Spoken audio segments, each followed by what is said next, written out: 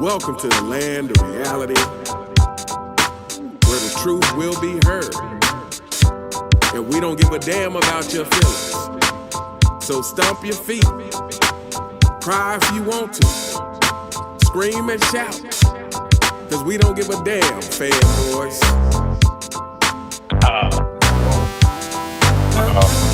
The whole truth and nothing but the truth.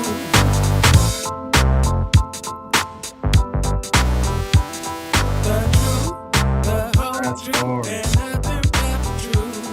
That's not Huba's name.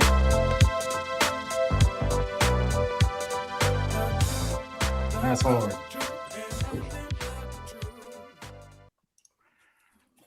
that would be great. Shout out to Uncommon Sense. That's the new song. He just sent it to me yesterday. Welcome everyone to the Wednesday Live. As always, we have AOH Sports and Fitness Rants and Speam Engine in the house. Robin, if you would do us the honors of shouting out people as they come in. Man, yo, once again, man, it is great to be back on another Wednesday Live. Yo, shout out to Uncommon Sense dropping a banger for us with the intro, the whole truth and nothing but the truth. That's what we got for you guys every time we come out here on these live shows, man. So once again, shout out to Uncommon Sense, sounding like my man Nate Dogg out there. Once again, rest in peace to Nate Dogg, the legend. Once again, shout out to my man Speed for coming through as always. You know, my man, the Czar, the video footage, AOH, the real Cyberius again, and once again, holding it down, you know, leading us out here. And again, man, shout out to everybody that continues to come through, man. Like I said, it really means a lot that you guys, like I said, man, I see the same names always coming through early. Shout out to Lynetta 402, Import AI. That's right. Shout out to Robin and Scotty One Rib Pippin. That's what, you was watching my video earlier. Shout out to my man Import AI, Chris Garcia. Shout out to you, Andrew Music, Anthony Sanchez, CL Johnson, Mountain Skies, Lionel Jones, Sox R2B, Michael Knight. Shout out to all you guys. For real, man, it means a lot. Tom 306, Armando Ruiz. Shout out to you, always coming through. Shug 8263, Ealzabag, Davion, Speedy Eagle, Nicholas Johnson. Once again, Raider Nation, as always. You guys know the deal, man. Let's roll. That was an excellent sound. Absolutely. Guys, thank you, Robin. Speem, you want to say hello to everyone? I'm supposed to follow that bullshit. Shout out to everybody. Shout out to AOH from speaking to us from Cybertron. Hey, shout out to Nike for finally dropping a retro people give a shit about. Finally dropping my gloves. Finally dropping my Pippins. Excuse me, my Peytons. Sure. My Peytons, my gloves. Okay. Finally dropping something decent. Shout out to Nike. That's all. AOH, you want to say hello to everyone? Hello, everyone. Great to be here. All right. Shout out so, to Chick Hearn Forever, 779. Shout out to Rolly G. Once again, shout out to California. We got a list of topics today. We will be going in order on the list because that's how I have it set up down below. So we're going to discuss Shaq the Sycophant, Lakers being sold again. Mario Chalmers takes Jordan over the last shot. That's not really what we're talking about, but that is the topic. Jordan could play 10 more years than LeBron, what that means, and some soundbite reactions. So let's go ahead and get into it. This is Shaq the Sycophant. The good thing for LeBron, he did win one, but you know, Kareem got 6, Magic got 5, Kobe got 5, I got 4, Rambis got 3. He's at the party, but he's not on stage. Yep, he's not even at the party. No, he would not be allowed. The fact that he threw out Kurt Rambis to me is hilarious. Once again, shout out to Kurt Rambis, who was out there as a hustle guy, you know, a guy that gets rarely mentioned. He was one of those guys, you know, the role guys, you know, one of the guys that, you know, rarely gets mentioned. See, it's funny how, you know, they mention all the guys that Michael Jordan played with. They'll name all those other guys, but someone like Kurt Rambis is forgotten about. Even someone like AC Green, who came in and replaced Kurt Rambis as the starter, gets, you know, rarely mentioned when they talk about the Bulls playing the Lakers, even in 1991. AC Green's a forgotten guy, once again. So shout out to Kurt Rambis. But yeah, when Shaq says, you know, talking about the championships won, it's also funny to me that Shaq said that he has 4, But in Right. reality, he has 3 championships on the LA Lakers. So let's be real here, Shaq, and let's keep the facts here. Wow, that is weird. He don't. God damn, he can't keep track of his own numbers. Nope. Well, Right? no, I Kobe feel like he Bryant had has to throw 5 that on the in. Lakers. I feel like he just had to throw in how many rings he has total. He wasn't caring about what team they were for. Well, I think that's the whole reason he even went into that whole list format, was so that he could just quickly get to where he is, you know, within the Lakers pantheon. I just keep circling back to, I don't understand why LeBron's even mentioned as a great for the Lakers at all. Just generally speaking, I mean, even if you give it the proper context, it's, if you count it as a ring, which most normal people don't, it's 1 ring. All right. Why are we placing this man in any greatest conversation on the team where he has 1 kind of half-hearted ring? I don't even, like, to me, if Shaq was real, that's what he would have responded with. That's what any Laker great would respond with. I agree. Absolutely. Right. See, and this is the problem for, and listen, man, much respect to Shaq for saying, as far as the Lakers, I think he's on the money when he talks about where LeBron James should be thought about as far as all-time great Lakers. But if you're going to say that LeBron James has 1 championship with the Lakers, then that's what I'm saying. Like, keep it real for everybody then. Because Kareem Abdul-Jabbar, who I believe he said had 6 in that same soundbite, doesn't have 6 championships with the Lakers. I think we all know that. So I understand what Shaq is saying, but he gave everyone else credit for their total championships. But when he talked about LeBron James, he was just singling out his time on the Lakers and what he did for LA.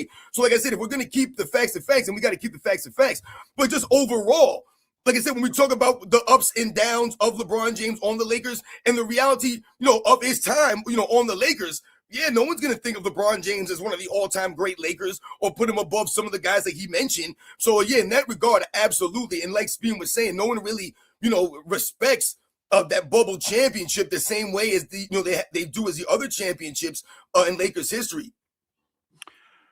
Well, no, absolutely. And I mean, if you think about it, LeBron was there for 8 years. He missed the playoff twice, got swept twice, got gentleman swept twice.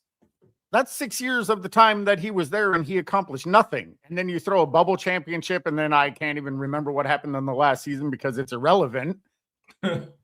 But how is he supposed to be considered an all-time Laker great? I don't get it. Well, Siberius, what they're hoping happens is the further you're removed from history, the easier it is to shape it, right? Like for us, that's, again, Robin, I'm going to steal your thunder if that's even possible. That's why we do this all the time, because if there's nobody here in place to do it, then, real basketball fans, their kids are going to start to believe this bullshit as they see it. There's not going to be anybody in place to tell you, like, no, we were alive to tell you and to show you that championship was bullshit. Anybody that paid attention to basketball, followed basketball, watched it, could tell you that the bubble was all over the place. Like, the rules were all up and down. People got to do whatever they wanted. It was clear as day the basketball players didn't want to be there. But 10 years from now, 20 years from now, you're going to get a lot of guys in the clutch camp telling you it was the exact opposite. So that is why we're doing it. But again, it's like it's impossible to narrow down one bullshit sector to start on before it starts up somewhere else. For sure. Yo, Hey, I wait, mean, can you listen. talk? Oh, go ahead. Hey, wait, you still with us? All right, go ahead, Robin. No, I was going to say, and let's be real also, the main reason why LeBron James is never going to be viewed as one of the all-time great Lakers, it's not, just comes down to the lack of championships won in his tenure there.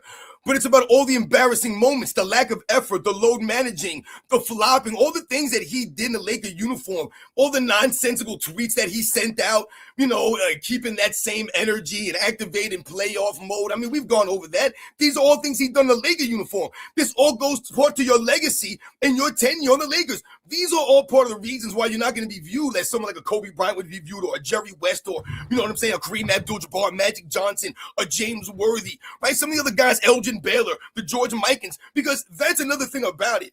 It's not as if the Lakers is some, lackadaisical franchise or some franchise that doesn't have a history. the Lakers are one of the storied franchises, so it has a lot of great history there. A lot of great players played for the Lakers. So it's not you're coming into a franchise with one or two great players in its history. You're going to a franchise that has a lot of great players, and not only were they great players, they were all-time great players, and these were some of the greatest players of all time, some of these guys, and you're never going to be viewed like those guys when you're walking around, you're lollygagging on the court, you're looking at the referee and you're talking to the referee while the plays are going on behind you. You're not really galvanizing the team. These are the things that people see. The fans see this stuff. So you're never going to be put on the same, level of respect as those other all-time great legends. Absolutely. Well, and especially because LeBron didn't win until AD showed up. They were sub 500 his first 2 years there. AD shows up. Somehow they win a finals. And then 2 seasons later, they win 33 games. Like, What are you talking about? Where's the greatness? I'm sorry. Am I missing it? Yeah. But I think Shaq overall, what he's saying is on the money. And as far as the Lakers franchise, like, there should never be any statue talk for LeBron James in LA. No, not at all. Hey, you with us now?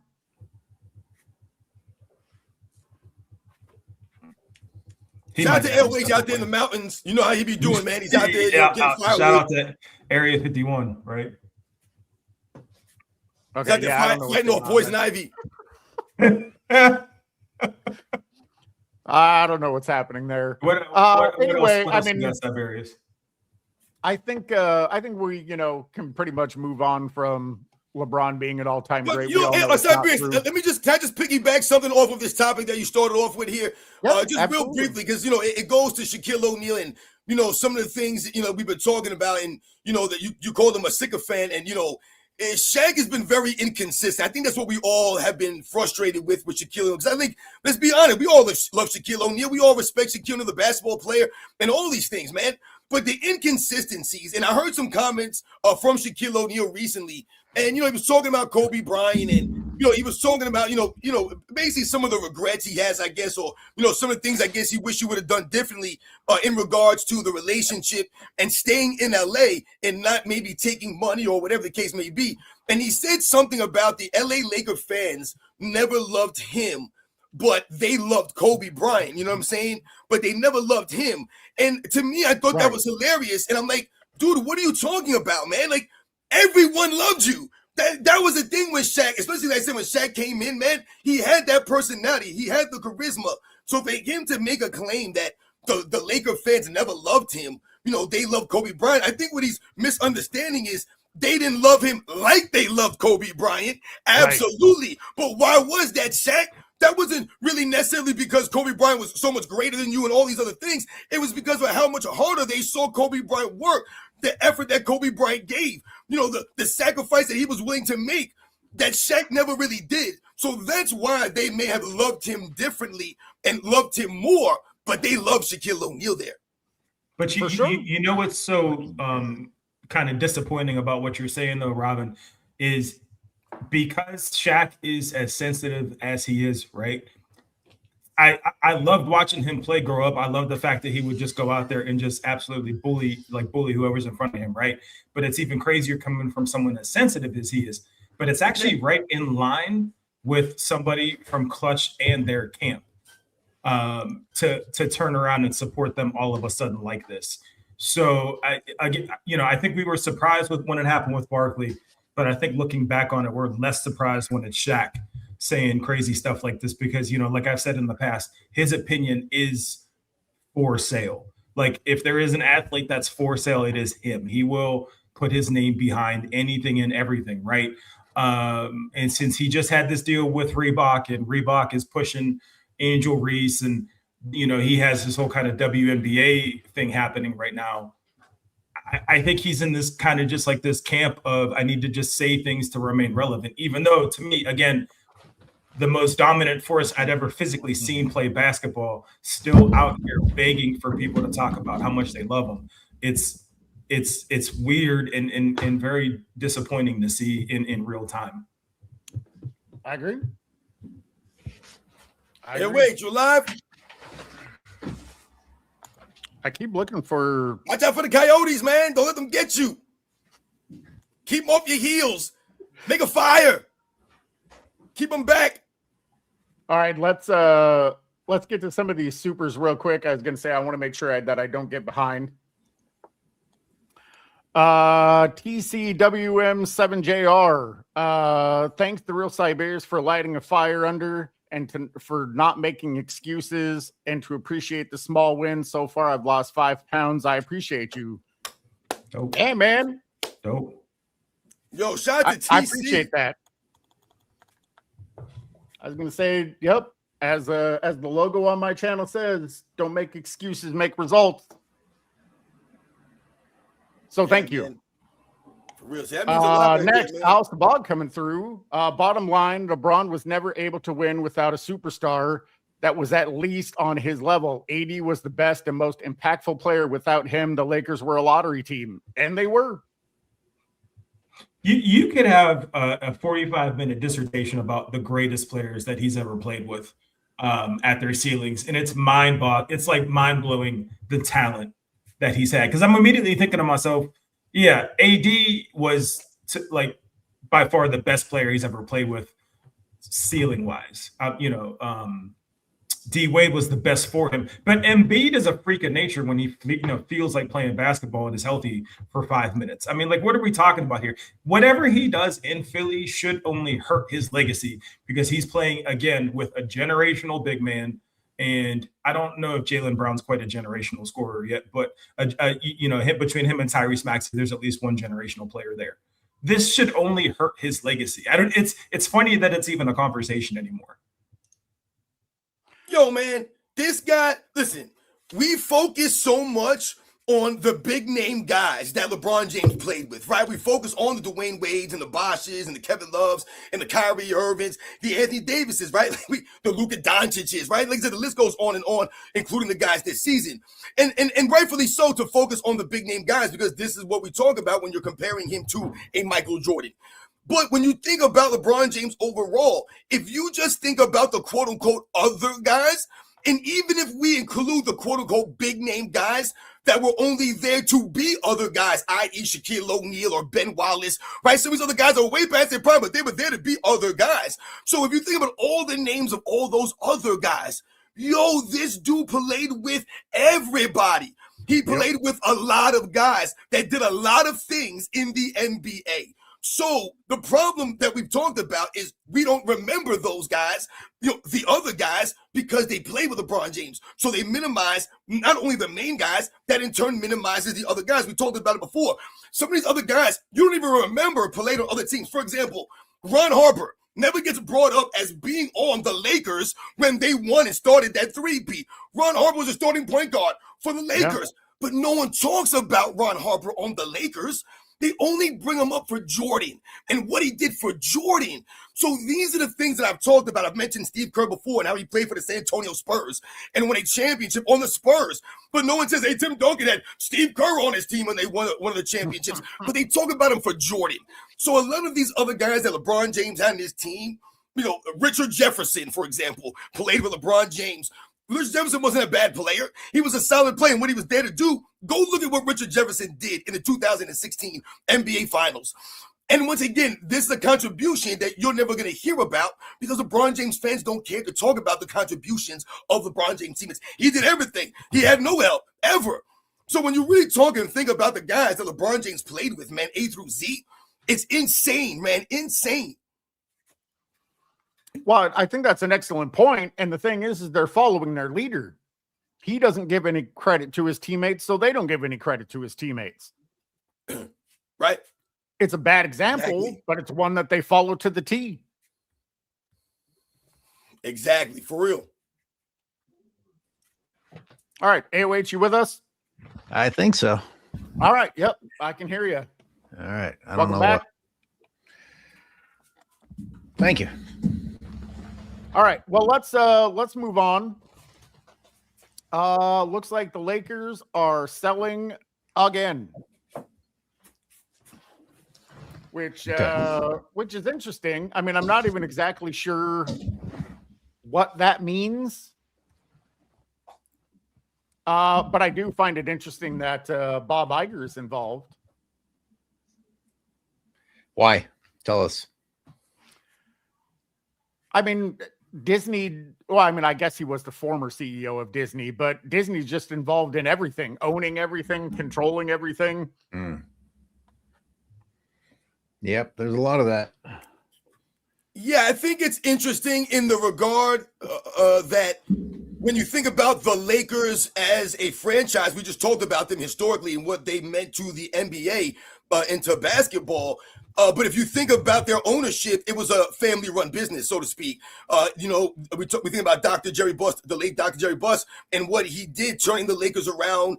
And really, like I said, with the culture that he established, when he was there, and it being a family-run type of deal, like I said, his daughter, his kids taking over the business.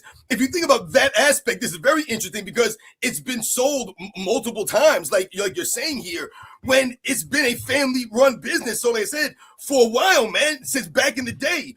So like I said, that in that regard, I think it's actually sad when you think about what has happened to a once proud franchise like the Lakers. And, the Buss family, and, what usually happens, when some of these families, the father has all this success, he does all these things, he leaves all this success for his family, for his kids, and they jack it the hell all up, man.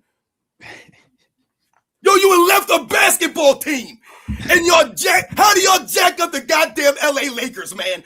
Are you freaking kidding me? And I'm not saying it's easy to run a business. I've never ran a business. My family had no businesses. None of this stuff. I'm not downplaying the aspect of running a business, man, especially a basketball team. But God damn it, it was a well-oiled machine. All you had to do was get behind the goddamn wheel and not fall asleep. And you fell asleep and you crashed that bitch. Not only did you crash it, you crashed it multiple times. Are you kidding me right now? And now they've sold for multiple times in a little bit of time. Absolutely ridiculous. Well, so that's where I'm curious. So what year did Magic Johnson leave the Lakers? It's 2019.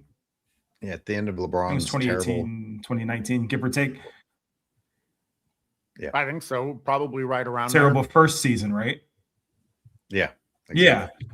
Yeah. Robin, as I was listening to you, so I almost wonder if the writing was on the wall. I mean, obviously it was back then, but so much of this mismanagement, I think you can tie it directly to Clutch and LeBron. I think this is just still part of those. They're still a Band-Aid on essentially a broken franchise. I mean, I think that's what's happening here. So I'm curious. So when they sold 2 years ago, I believe they sold for $10 million. $10 billion. Yeah. Now I believe they're selling for $12 million. $10 billion. Wow. But why invest that much money to only own it for 2 years and really not even put your mark on that team?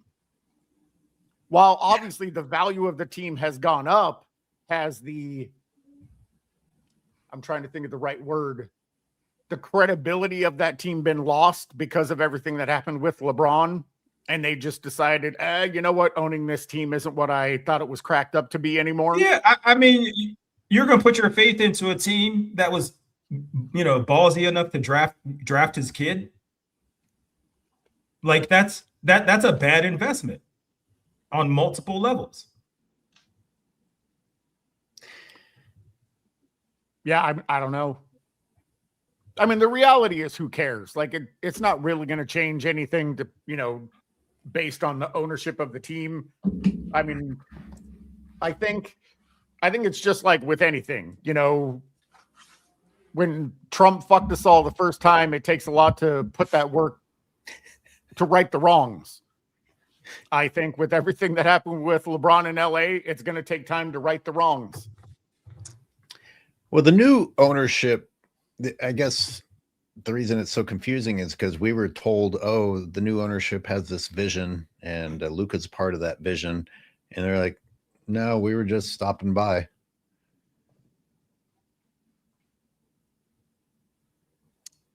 Yeah, I don't really know necessarily what's going on there. Wait, are you suggesting? So AOH, are you suggesting that it was a different conversation, kind of behind the scenes, on what the expectations were? And then I don't know. it was, It's wait a real. second. I mean, it's all hearsay, right? It's really fucking confusing. I guess you could look at it as somebody pointed out, well, the value of the team went up by $2 billion as soon as LeBron left, and we could focus on that. And you could wonder if Jeannie Buss didn't think she was ever going to escape from LeBron and thought, well, I better sell now. And then they managed to get rid of him, and oh well, now we're worth more. I mean, those guys made $2 billion doing nothing.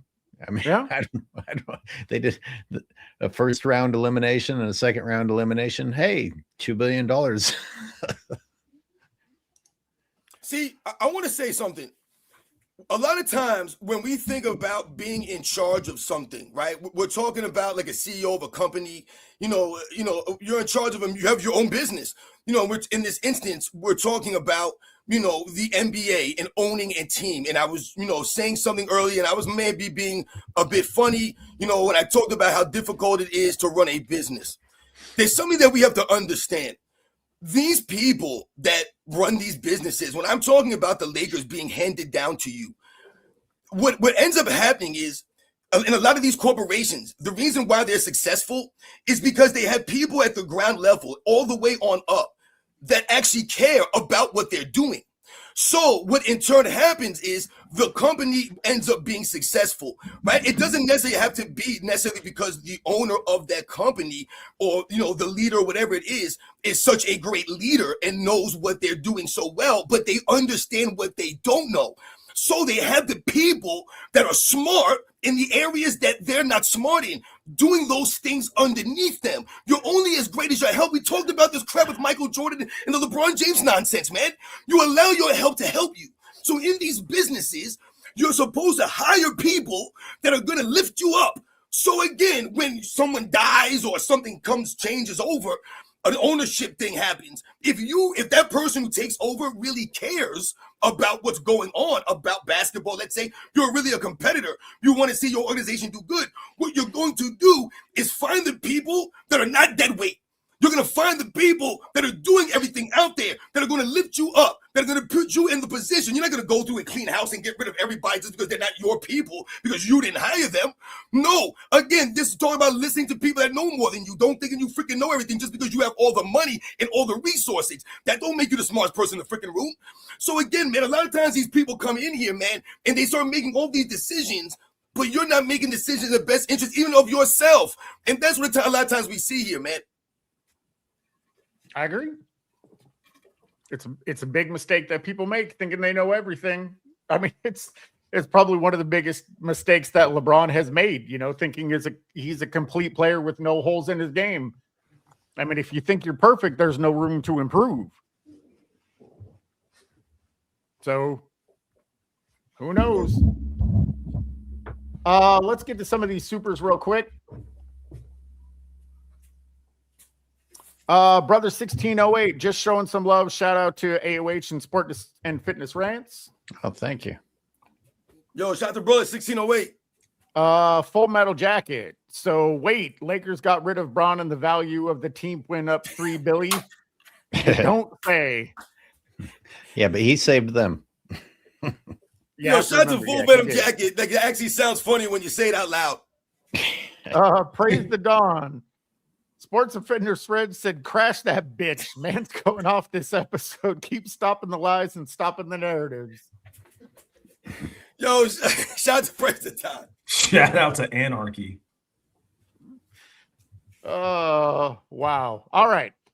So this next one that we're moving on to, it has to do with Mario Chalmers saying he picks Jordan for the last shot over LeBron. That's not even necessarily what I care about or why I wanted to add this to the show. There's a few different things about this that I find very interesting, and a lot of it has to do with language and weaponizing people's comments. So at the top of the page, it says, despite winning multiple titles with LeBron, Mario Chalmers has Michael Jordan as his GOAT. Mm-hmm.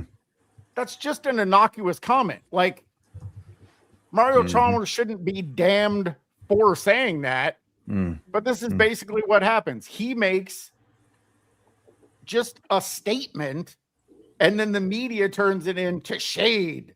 LeBron's been snubbed. Mario Chalmers is a punk. Why?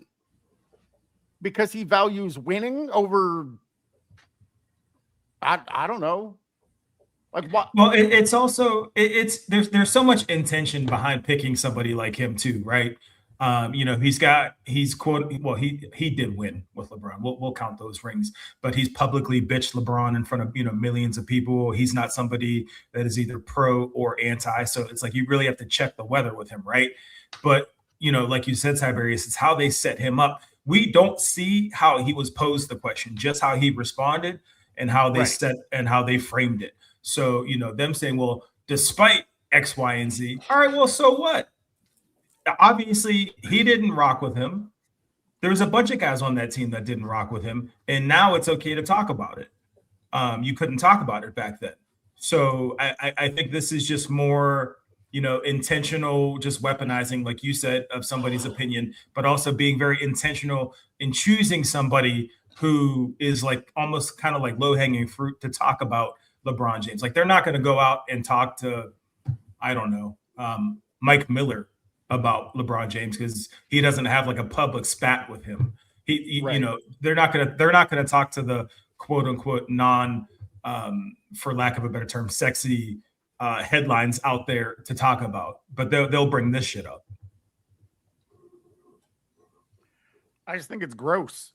I mean, listen, I think you're around the money when you talk about the spin, Siberius. I think that's the most important thing here is the spin that they try to put on it. Like, is it, woe is LeBron James? It's such a negative thing. Like you said, the spin is very important. And I think another aspect that you mentioned also that they mentioned here, when they talk about, he won with LeBron James. So how dare he, have an opinion or whatever the case may be about LeBron James.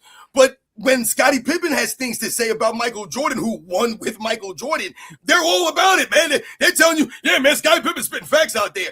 They have no clue what Scottie Pippen's talking about. Scottie Pippen has no clue what Scottie Pippen's talking about. And they'll come out there and support Scottie Pippen, but no one will be out there talking about, yeah, well, Scottie Pippen won 6 championships, 2 3-peats with Michael Jordan, so how dare he come out here and say these things? No, they're out here telling you it's got to be facts because he won with Michael Jordan. He played with Michael Jordan. It's got to be the facts. Now, all of a sudden, Mario Chalmers is crossing a boundary, stepping over a line here because he won with LeBron James. Yeah, he also had to call LeBron James the B word out there, too, on the sidelines. I don't remember Scottie Pippen telling Michael Jordan he's acting like a little B word all of a sudden now. And Michael Jordan had to, pull his pants up, pull your britches up there and stop acting like a little kid, man. Like, come on, man. These are things that happen. These are the interactions that they had with each other. So I think it's very interesting that, people try to put that spin on it and also try to knock them because they won together. I'm right. I mean, listen to what he said. He said, my GOAT is the guy that I'd rather have the ball in his hands at the end of the game. That's essentially what he was saying. When anyone talks about Michael Jordan taking the last shot, essentially what they're saying is, I want Michael Jordan to have the ball in his hands. I don't care what he does. Whatever he's going to do with it at the end of this moment is fine with me because Michael Jordan, he's proven himself. It's not just about him taking and making the shot. So when Mario Chalmers says, I want a guy that is going to have the ball and not be afraid to take that shot. Yeah, he's talking about putting the ball in Michael Jordan's hands. Who wants LeBron James? Because they tell you what? He makes the right play, but that's not what we see. But Robin, also that doesn't get to the root of the issue. The root of the issue is we're not flat out asking anymore, who would you pick, Jordan or LeBron? Now they're manipulating the question in itself to say, well, who do you want, with the game on the line? Who do you want with, 2 turnovers left to go, blah, blah, blah. And who do you want? It's a very specific, and AOH, I think you brought this up last Sunday. It's a very specific word map that you have to follow and get to flat out say you like Jordan or LeBron instead of just standing on it. And this is just another example of that, saying, well, this is the person I want with, 2 seconds left. All right, cool. Well, who's the greatest? Just answer me that. Who do you think is the greatest of all time? But they can't do that because that's what'll get them in trouble. It's more of the, let's walk around the map of, who's the greatest, and then we'll see where we can land. Yeah, I don't know. I mean, I are get we sick and talking tired of about? hearing this shit. Are we talking Go ahead. about Are we talking about the best basketball players to ever step onto the hardwood, or the best basketball Right, players right. born on God Green's earth? Oh, Right, exactly. not the greens, not Exactly. the greens, Earth. Exactly. I mean, were they born on a Tuesday or a Thursday? You have to get these specifics. You have to find out if they have both their parents in their household. Boy, the goat thing's It's changed. a whole thing. How many times has the goat topic changed in just the last few months? First there was, oh, there's no such thing as a goat. And then I've heard someone else say, well, there's multiple goats. So stop saying, there isn't just one goat. I'm like, of course there's just one goat. What do you That's right, think that's the whole point. GOAT stands for? Right. They're That's turning the that's GOAT right. conversation into a participation trophy, AOH. Basically. They're literally coming up with a participation trophy for GOAT. Well, like you said, In people will real say, time. this is my goal. It's my goal. And listen, Right. man, if you have a GOAT, man, and you feel like someone is your favorite player of all time, that's great. And you can have your favorite player. But when I start hearing people telling me that Paul George is their GOAT, that's my GOAT, man, Paul George, my GOAT, boy. man, then you sound ridiculous. We've gone off the rails with the my GOAT stuff, all right? Everyone's not a GOAT candidate. Not everyone can be your GOAT. And this is where you said it loses all meaning when it's supposed to be the greatest player, not players of all time. Right. Yeah, shout out to Boom Shakalaka. There can be only one. Shout out to the Highlander, Clan McLeod. There can be only one. That's right, one GOAT. I've always thought that the GOAT is definitive, not subjective. You can't qualify, at least. I've heard many arguments. I've heard many people make cases. There's never been anyone that's been able to articulate an argument over Jordan to me, because I don't think it can be done. Have there been people that have done a thing better than him? Absolutely. However, is he the greatest at all things? I mean, he may not be number one at every single thing, but he's at an incredibly elite level at everything. There's really not another player that you can say that about. I want people to understand that Michael Jordan's career is incomplete, and yet he's still viewed as the greatest player of all time when we talk about overall, unanimously by most people in the world, man. Make no mistakes about it. This is one of the most unanimous things that you could talk about, man. You go anywhere in the world, man, and you ask, people are more often than not going to mention Michael Jordan. It doesn't matter where the hell you are, man. And he had an incomplete career. Not only did he have something tragic happen to him in the middle of his career when he was in the middle of a damn three-peat, and he retired when he was still the man was at his peak. He also was forced into retirement again, you can say, at his peak. So the man was stopped at 2 times during his peaks. So his career is incomplete. And because he did so much in so little time with such little help in the golden era, people view him as the greatest player of all time. I want you to let that sink into your minds, man. This ain't about, oh, man, y'all some nut huggers, man. Y'all just love Jordan, man. I'm giving you the facts here. Like Siberius just mentioned, and I've debated many people since I've been on here for over 4 years, man. I've debated all kinds of people. People have seen my debates, man. I come with the facts, man. I come with the truth. And I've never seen anyone come close with any kind of evidence. There is no resume. There is no argument for any of these guys over Jordan, man. It doesn't even make any sense, man. It ain't my fault. I don't get anything out of this. I don't go to the mailbox every week and get a check from Michael Jordan because I'm promoting this. I get nothing from this. All I'm giving you is what happened. And what happened was we watched this man do things and in such a way and in such a short time. Man, I told you the bar is so high. You got to come in full speed. All right. Well, let's go ahead and here, let me just highlight this comment here. Dakota Brock, I'm still shocked that no one saw LeBron going to Philly. He needs his super team no matter what. I wish LeBron joined his twin Anthony Edwards. Hey, since he's talking about Philly, I don't know if you have the image, but I thought it was interesting to see that with the lineups that the NBA has chosen, there's LeBron. It's LeBron James in the Philly jersey, and against the other team's star. It's like, how does that feel, Jaylen Brown? How does that feel, Maxey? How does that feel, Embiid? Yeah. This fucking 42-year-old who causes teams to lose has just arrived and taken your spot. I talked about marketing last week. It's like they are telling you to focus on LeBron James, and therefore you are focusing on LeBron James.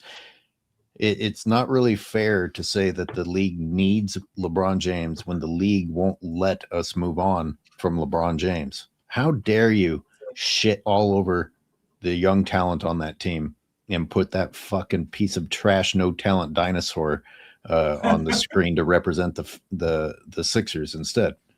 Yeah. It's it's the definition of a toxic relationship. They're not going to let it go.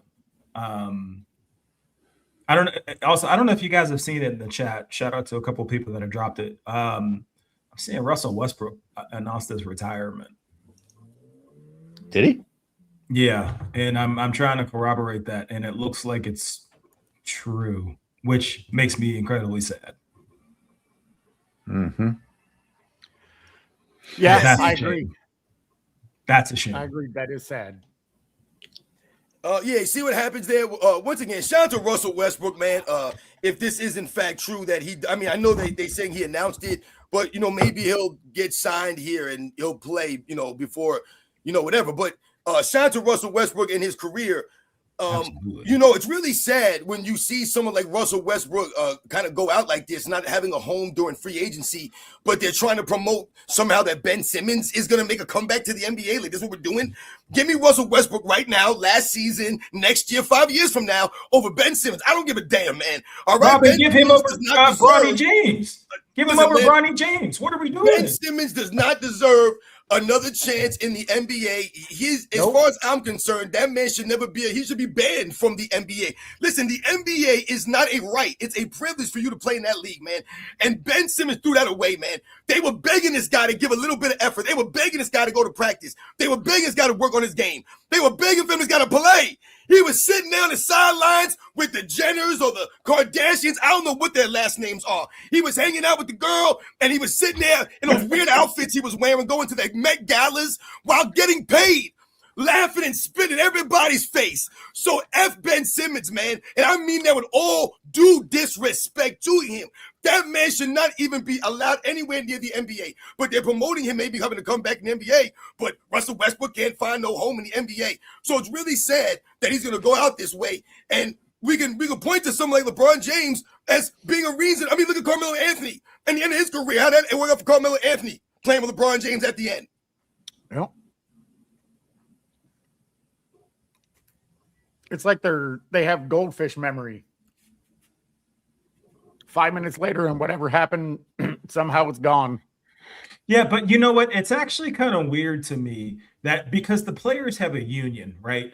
And Robin, as I'm listening to you put it in context, again, I want to remind everybody, Bronny James has a solid lockdown roster spot on an NBA team, right? Like, and now Russell Westbrook's announcing his retirement.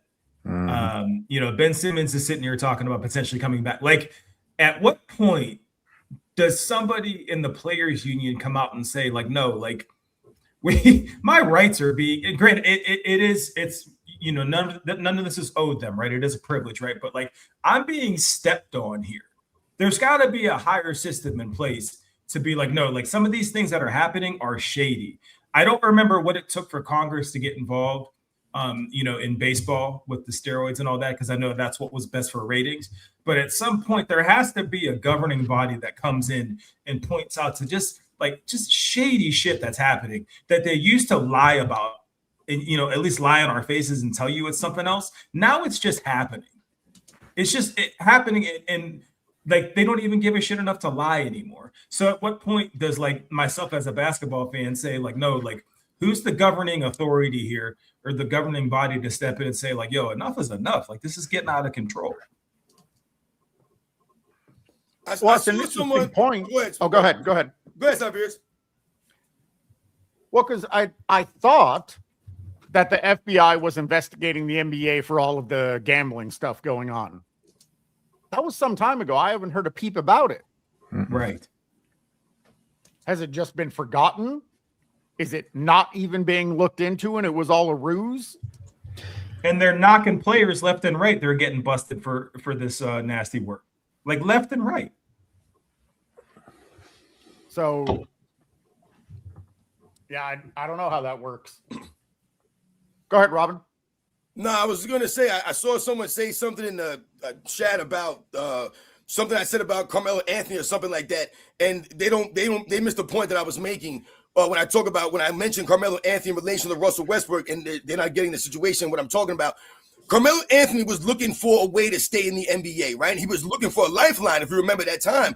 And who was his lifeline? Supposed to be his boy, LeBron James. He was supposed to be throwing Carmelo Anthony kind of like a lifeline. He had given him and breathing some life into his career at the end of his career.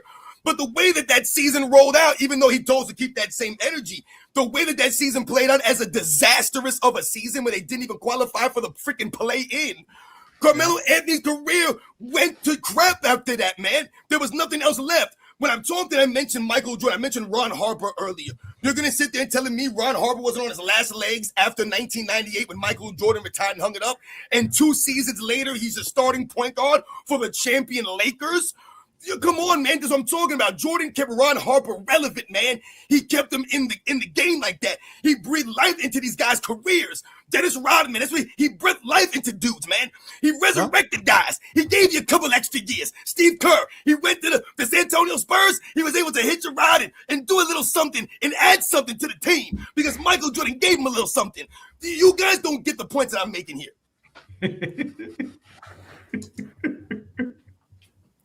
Bang! Goodness gracious, man. Sometimes I gotta hurt myself here and lose my voice trying to educate you fools when people try to come out here and talk to me about some stuff, man. I'm giving you the facts here, man. I'm letting you know what happened. LeBron James ain't do nothing for his people, man. He ain't breathe no life into them dudes' careers. He takes away from guys' careers. Look, Kevin Love was in his prime when he went to play with LeBron James. That man came out and you would have thought he was the president for the last 20 years, man. That's how much he aged. That dude was hurting, man. That man, 20 years and 3 seasons playing with LeBron. I mean, goddamn. That's what you got playing with LeBron James. But y'all over here talking about Kevin Love wasn't that good. What did he do before LeBron James? That man was in his prime. That man was so good, LeBron James would not go to Cleveland without him, y'all. You guys never want to talk about that stuff.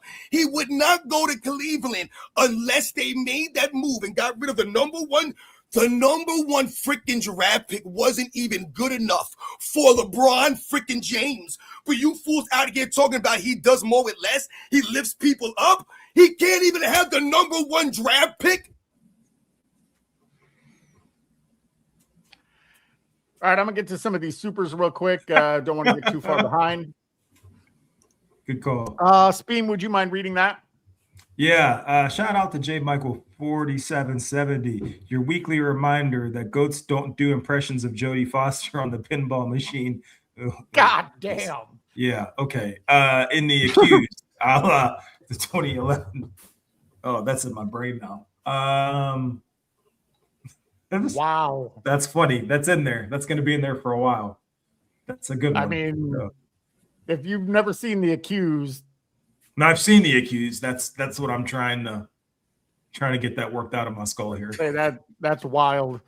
Yeah. Yeah, thank you. All right. Earn your O2. I can acknowledge that Jordan is the GOAT. Kobe is my GOAT. I was able to watch him play. Talking about the greatest players from different generations is different as well. Ichiro Suzuki, my true GOAT. Yo, once again, shout out to Earn Your O for coming through. And shout out to Ichiro Suzuki, man, a true legend, one of the great leadoff men. You can argue the greatest leadoff man in Major League Baseball history. To do was like that, man, could do all kinds of things. So shout out to this comment, is amazing. And when you talk about the my GOATs, this is what I'm talking about right here. All right, I have no problem with Kobe Bryant being my GOAT or Bill Russell being your GOAT or Kareem Abdul-Jabbar being your GOAT. There are certain players that I have no problem with people saying this. But I told you, it loses all meaning when we start to mention it and talk about the other guys, some random dudes that you want to say is your GOAT, man. That's when it gets ridiculous. Agreed. All right, Full Metal Jacket coming through again. Thank you, sir. Bronny about to be unemployed. He might show up on Drake's dating show with some anime makeup on. Homie gotta eat, right? That is crazy. Thank you, Full Venom. Oh, wow. All right. Well, let's go ahead and move on. I'm sure you guys will have some thoughts on this. We don't have to spend a lot of time on it, but it was put in Discord, so I wanted to include it. Yeah, if LeBron continues his 2-year contract with Philly, he'll have spent a full decade more in the NBA than Jordan. Yeah, but the thing is, like, we laugh at that, but they're posting it like he's accomplishing something. Well, right. Well, and that's why I included it, because it's disgusting, as if that's some landmark that merits praise. Look at it's graphics. so sad. It's so sad that it's congratulating something that hasn't happened yet, and even if it does happen, probably doesn't matter. No, like that's how I don't. There's a word for it. He's stealing money. He's hurting franchises. He's taking the limelight away from NBA players who are supposed to be developing, and people are supposed to be getting to know them. And you're praising him for this. He's standing around. He won't practice. His own team can't have shoot-arounds because of him. What part of this is commendable? Well, that's what is it fair? Is it fair to say that Michael Jordan is larger than the NBA itself? Is that a fair statement? No, I think that he was promoted in such a way that you would say that, right? However, Michael Jordan, the individual, never thought of himself as bigger than the game. And I think that's the greatest part about what Michael Jordan and how he carried himself. You know, when you put the graphic up here, go ahead, Speed. I'm sorry, I didn't mean to cut you off. No. Please, you're answering my question, but let me get to the second half of it real quick. Because I think he's larger than the NBA. Couldn't he because this is disrespectful as shit that just the NBA putting this out here against the man who continues to keep them propped up forever, in my opinion. Can't he put his thumb down and just be like, yo, enough's enough? Like, doesn't he of all people have the power to he will say he does not, right? But don't we think and know that if Jordan said, yo, enough's enough, like you're gonna stop, you, the NBA, are gonna stop playing with my name like this? I don't know, Speam. I mean, they've been kind of all about LeBron. It was a bad investment. They needed a replacement for Jordan so badly that they decided to falsify a replacement for Jordan, and it's biting them in the ass. But if that's the mentality of the people running the league, I don't know, man. That sounds like some shady people, not people you can just have a reasonable conversation with. Listen, right. It's not far-fetched though, right? Listen, when LeBron James came into the league, and you think, I mean, look at some of the plays of LeBron James in his early years. LeBron James was exciting. He was exciting the NBA. He was a plus. He was a positive for the NBA when he first came in the league. LeBron James. One of my favorite commercials of LeBron James is the one with all the different LeBron Jameses. And you have the young LeBron James, the old LeBron James. You have all these different versions of LeBron James. You have the one with LeBron James in the pool, and the one LeBron James says to him, you think Michael Jordan was in the pool doing all the stuff? Remember? So, like, to me, those commercials were great. The problem, as we talked about with LeBron James, is as the years went on, and LeBron James went down this road, he was traveling down the road, which is his career. He decided to take shortcuts at every turn. He decided to go against conventional wisdom with what all the other great players did. He decided to go his own way. And in turn, he's not well respected like the other all-time great players. What I was going to say before is when you put up the graphic of LeBron James as an older player, when you put up these things, right? And, you know, we're talking about Michael Jordan. You know, sometimes I hear Michael Jordan fans or people that claim to be Michael Jordan fans, and they'll say things like, oh, man, I really hate those Wizards years, man. All those Wizards years are embarrassing. All those Wizards years are hard for me to watch. Oh, I can't believe he did that. He ruined his career by coming back for the Wizards. if you're a true Michael Jordan fan, I'm talking about Michael Jordan, you watched Michael Jordan, man, and you really are a Michael Jordan fan, man. There's no way you would ever say that you're embarrassed by Michael Jordan's Wizard years, or Michael Jordan's Wizard years ruined his career and all these kinds of things. Because if you really think about what made Michael Jordan the player that he is, that made him earn and get all the things and accomplish all the things that he did, at his core, you saw that on the Wizards, man.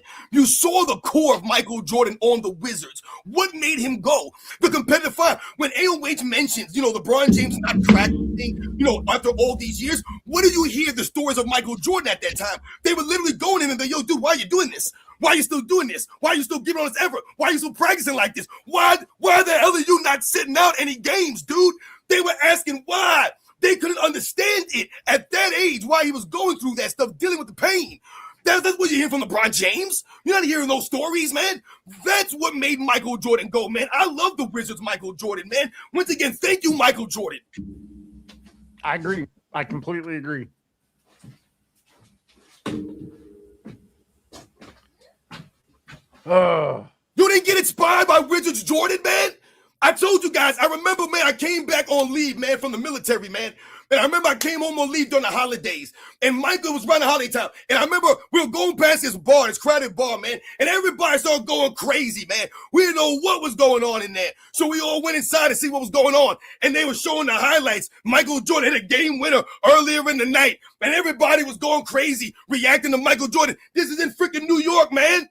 All right, this was Michael Jordan's Wizards Jordan, guys. He was still getting the game winners. He was still breaking Cleveland heart. He was still dropping 50 on the Knicks. He was still doing all of those things, man, because the Indiana Pacers, he was still going out there giving the same effort. He wasn't walking back on D like LeBron James. He wasn't blowing on his hands every chance he got, wiping his chest, standing in the corner. He was going toe-to-toe against Kobe. He was going toe-to-toe against KG. He was going toe-to-toe against Ray Allen, all them dudes, man. He didn't back down against none of them guys, man. He showed up and gave that effort. So we have those memories of Michael Jordan going out there and doing that. They don't take nothing away from his career and what he meant to the game and how he went out there and gave that effort. That ain't LeBron James. He ain't never been that guy. 37 minutes a night at 40 years old, man. 37 minutes a night. And not for nothing, those Jordan Wizards years did give us Mariah Carey in that Wizards dress.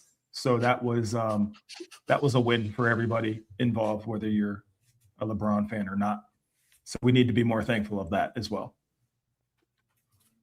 Amen to Speam on that. Mm-hmm. You think Mariah Carey is going to go out there singing in some ugly ass 76ers LeBron shirt? No. you might get I don't know. He gonna get Nicki Minaj, Glorilla, one of them. He gonna get some weirdo with a fake booty, some weirdo. Some goof. Some goofy ass person out there, some tight ass pants on. Goodness gracious, man! You know how it is. Gonna get Come out there with a sleep mask. Migos out there rapping. You better save this show, Siberius, before we start talking about hip hop. There's nothing wrong with talking about hip hop. Say it's not really.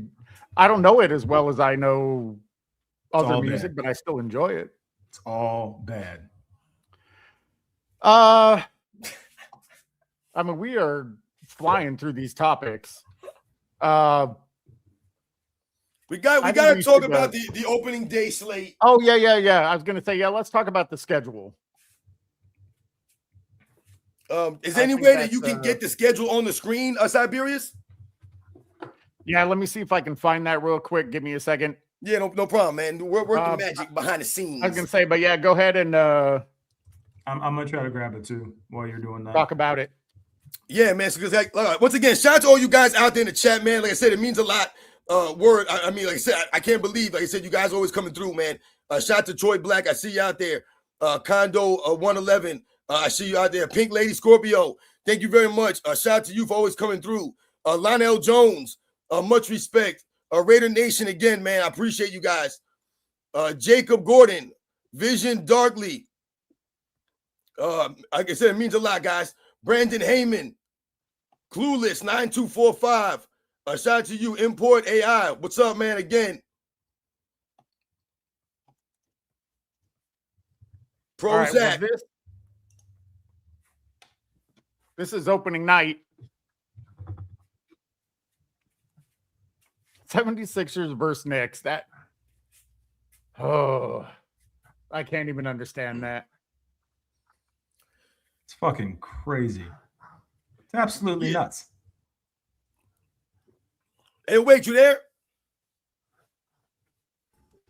I'm here. The Mountain Lions got him. I'm here. He's here. He's here. It's a different All right, animal every time. So I mean, listen, this is what we're talking about, man. This is the tip off his opening night for this season.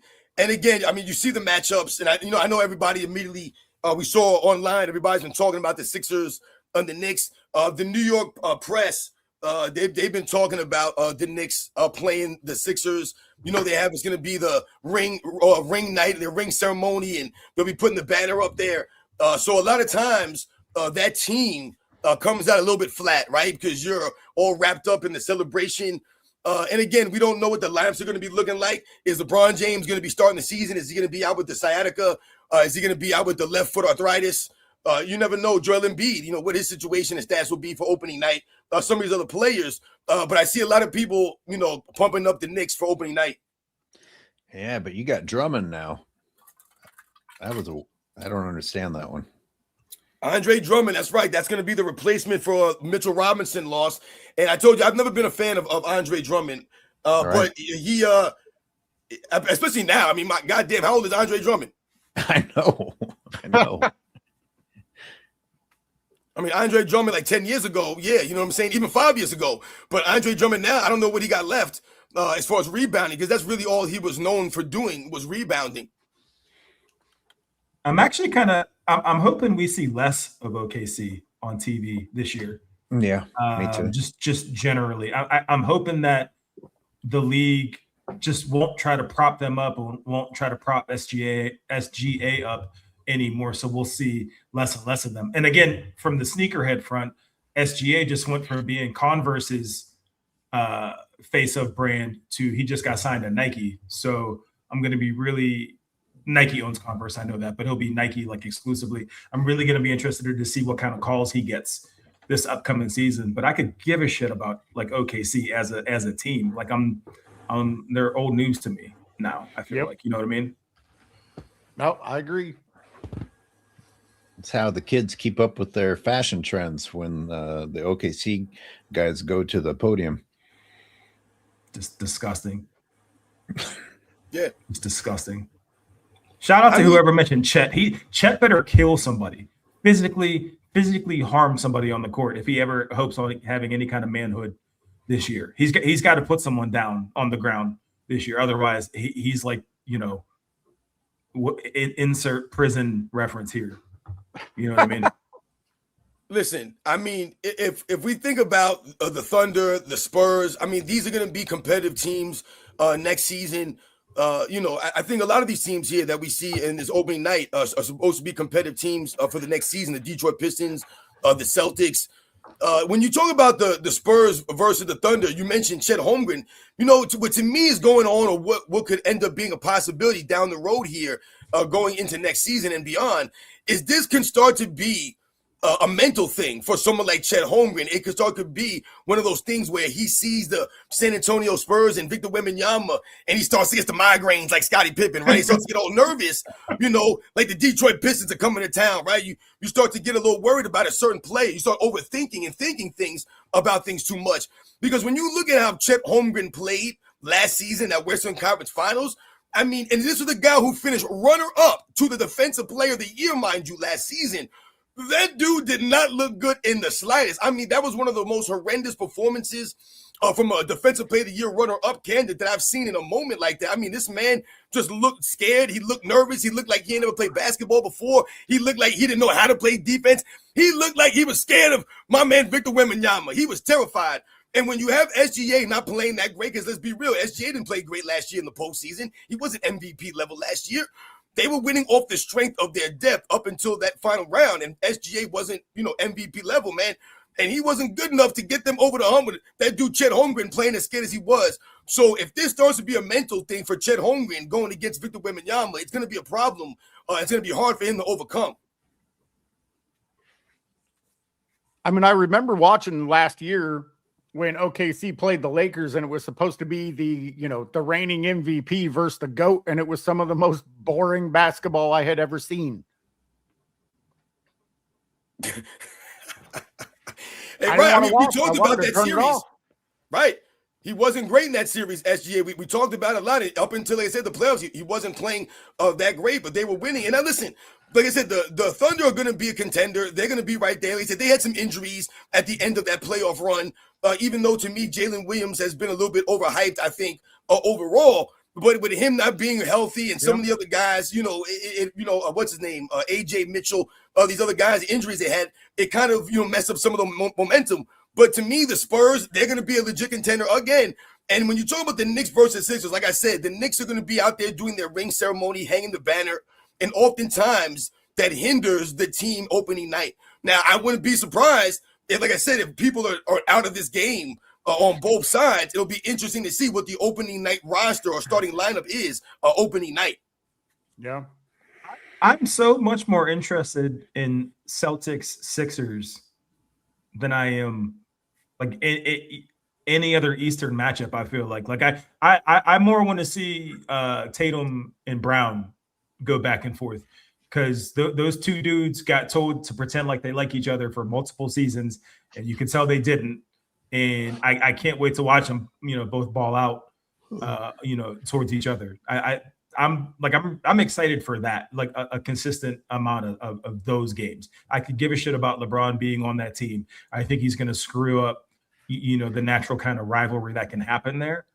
But and if I'm the Knicks, I'm just like, yo, don't bring this circus in and fuck up our ring ceremony with this bullshit. Like, let us have our night. Why can't we have our ring ceremony? You got to bring in LeBron, and he'll wear his all gold shoe. The commissioner, he'll have his family there. The commissioner is such a piece of shit. They'll probably have a 24th season thing. Oh, that's great. Yeah, on the Knicks' night. A new patch. Yep. He'll have a patch. Yep, for it'll literally say unprecedented on it, and it'll say 24th season. And he'll get actual podium time to go up there and talk, but nobody from the Knicks will be able to say shit. That's exactly what's gonna happen. The unpresidentiality. Absolutely. Yep. That's crazy. I didn't even think about that. Can't even give him one night. Can't give him one night. They can't. Always has to be about him. And and you know what's crazy is like, I'm sorry, go ahead, Cyrus. No, go ahead. No, go ahead. I'll read the super off. You gonna do the super? Yeah, go ahead. Yeah. Shout out to Armando Ruiz for coming through as always. I can't help but think of how dirty LBJ did Russ. Shout out to Armando Ruiz again. We were talking about Russell Westbrook earlier. It's a sad day. Like I said, Russell Westbrook, if it is true that he's going to retire this season. Man, like I said, the man was getting death threats season. He only played like 1.5 seasons with LeBron James, and the man was getting death threats. I mean, that's crazy. Remember, they had full segments on Shannon Sharp. Remember, Skip Bates? They had full segments on their show highlighting all of Russell Westbrook's turnovers. Meanwhile, LeBron James had the same amount of turnovers, no video footage, no highlights of that. They were blaming everything on Russell Westbrook that season. So, shout out to Armando Ruiz. The thing that I was going to say before is that think about the Knicks, who are the defending champions. They have their opening night ceremony, the ring they haven't won in all these years. They get to celebrate opening night, and you bring LeBron James in and steal the thunder from the New York Knicks. This is what you do for the Knicks. You couldn't have put the Sixers versus some other team. Like you said, y'all couldn't do the Sixers versus Celtics on opening night and let the Pistons play the Knicks. The Pistons and the Knicks got a little rivalry going. Let the Pistons and the Knicks open up that night. But no, you got to put LeBron James out there with all the fanfare of New York City. Opening night, you just put LeBron James in there to put him up on a pedestal. Everybody could be like, so they're going to include all of that in one show. Oh, LeBron James, unprecedented, like you said, the unpresidentiality of it. And then once again, taken away from the Knicks Thunder. There's still basketball. I hope New York boos him. That would be great. That would be great. All right. Earn Your O2. Just a reminder to everybody, this is my brother. Hello. LeBron and Embiid going to be out with a serious docking accident. That's crazy. I don't know if you guys know what docking is, but don't Google it. Let me just tell you that. Oh, goodness gracious. I don't know what that means, but don't sound good. I'm not nope, gonna. you don't. I'm not going to. You I don't learned want that to be one part with of that. with Blue Waffle. You don't Google. Who do you things. guys think? Predictions. Anybody in the chat? You guys got predictions for opening night? All the games on the slate right here: Celtics, Pistons, Sixers, Knicks, OKC, Spurs. Who do you guys think is going to win the opening night? It's just the opening night game, guys. Man, you know what they accomplished? They protected LeBron because enough people are going to tune in to celebrate with the Knicks. Yep. And it hides anyone not tuning in to see LeBron, because if the Sixers were playing another team, there's a Right. very good chance that it would be exposed that despite all the hype of this new super team, people just aren't interested. Like last year was a great beginning to the season with LeBron James on the bench. Well, let's not let anyone catch wind of that again. And let's not have anyone catch wind of people not tuning in to opening night of the 76ers, but there's no way they aren't going to tune in for the Knicks. Exactly, Airways. Great point, man. Like I said, you hit it right on the head. That's what they're going to do. They're going to lump it all in there. And once again, you can't hide. You got hide LeBron James in the celebration of the Knicks. Man, you on the money. But it's darker. Who's the worst team in the East right now? Hang on. It's darker. Go ahead.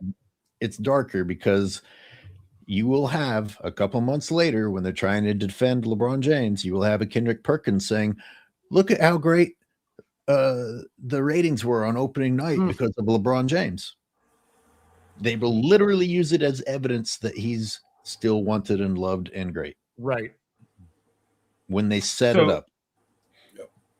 That's what you just said, AOH, kind of refers me to me asking who the worst team in the East is, because my guess is to your point, they can hide everything you just said behind, the greatness that is the Knicks and their championship run. But whoever the Sixers play at home, it's gonna have to be a super trash ass team to make it seem like what LeBron doing there is immediately impactful, so they can talk about it. So I don't know who the trash teams are in the East right now, but I promise you that's who the Sixers end up playing game 2, 3, maybe games 2 through 4, or 2 through 5. Just like the worst teams ever. Get some momentum going, and that way they can say if it's great, it's because of him. Well, Mr. Shanny 82 says Steam, it's always the Wizards.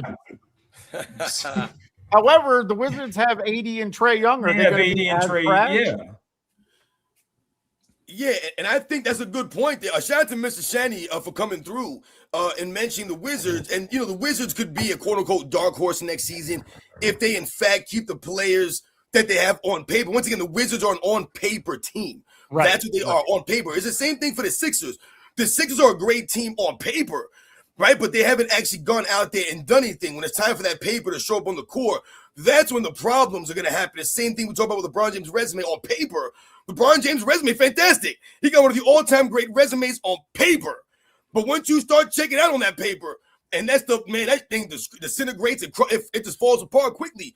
So the Wizards are an interesting team with some of the players that they have, maybe some guys that, we don't know that could end up good, that could be in like their, prime season where you're like, oh, this guy just hit, a different level this season. He's another player, a different kind of player right now. What's Anthony Davis going to do on that team? Is he going to play for the team? How many games is he going to play? Trae Young, same thing. What's Trae Young going to be like? The Atlanta Hawks, to me, and also another team that has a lot of young talent.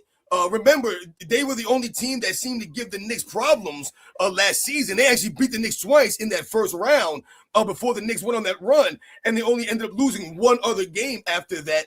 So the Atlanta Hawks, to me, could be an interesting team. I liked what the Charlotte Hornets were doing last season. To me, they were exciting to watch.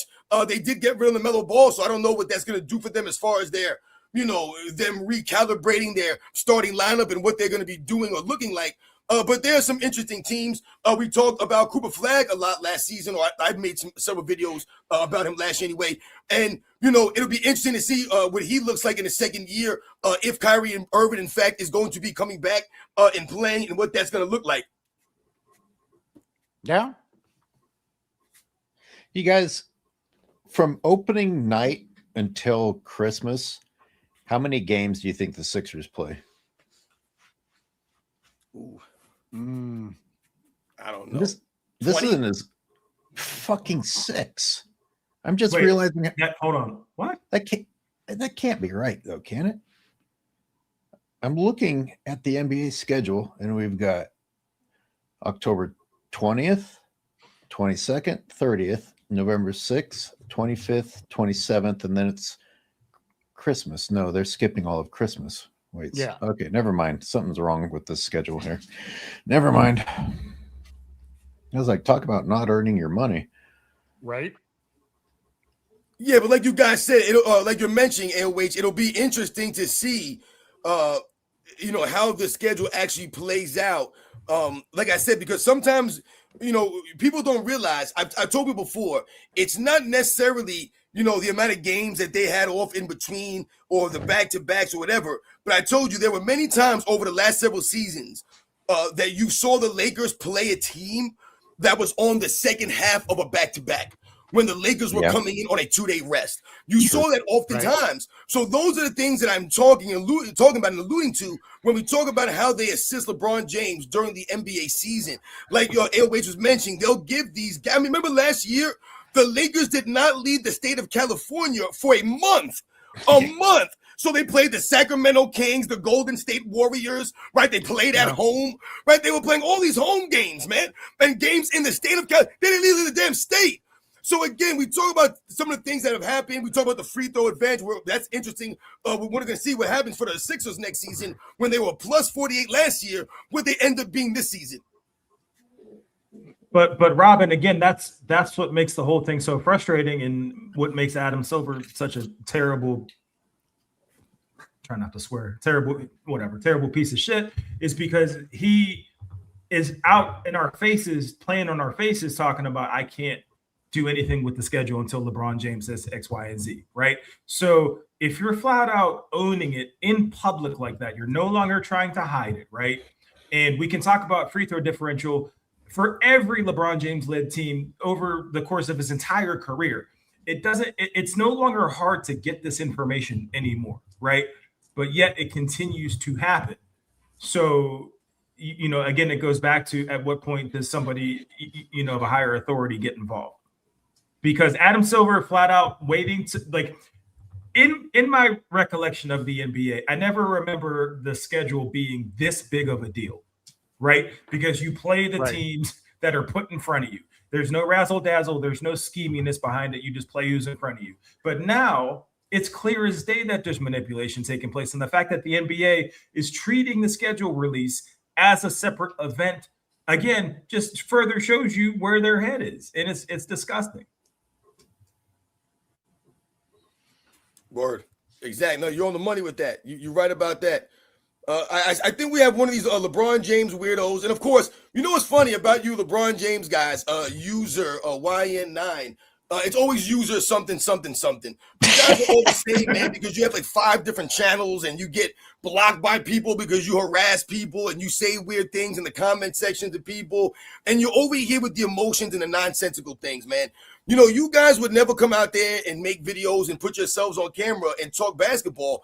You guys come out here and you get upset because we're, again, setting the record straight on LeBron James and a lot of this stuff that's been going on over the last 10, 15 years. You guys don't like. Again, all I have to do is bring up something as simple as the NBA All-Star game. And there's nothing that you can talk to me about. There's nothing you can tell me. You've never seen an NBA All-Star game. You've never actually seen an NBA All-Star game. That's how a lot of you LeBron James weirdos are, man. You guys are not real fans of basketball. Remember that. We're out here setting the record straight and holding the standard on basketball, the history of the game. We're setting the record straight on all you little clowns out here that want to come around here and cry and moan and say weird things to people. Again, and you want to make it emotional. That's fine, man. But again, remember, you guys are the fools here. We're laughing at you fools. It's true. Let me get to a few of these supers real quick. Pablo Gito coming through, as always.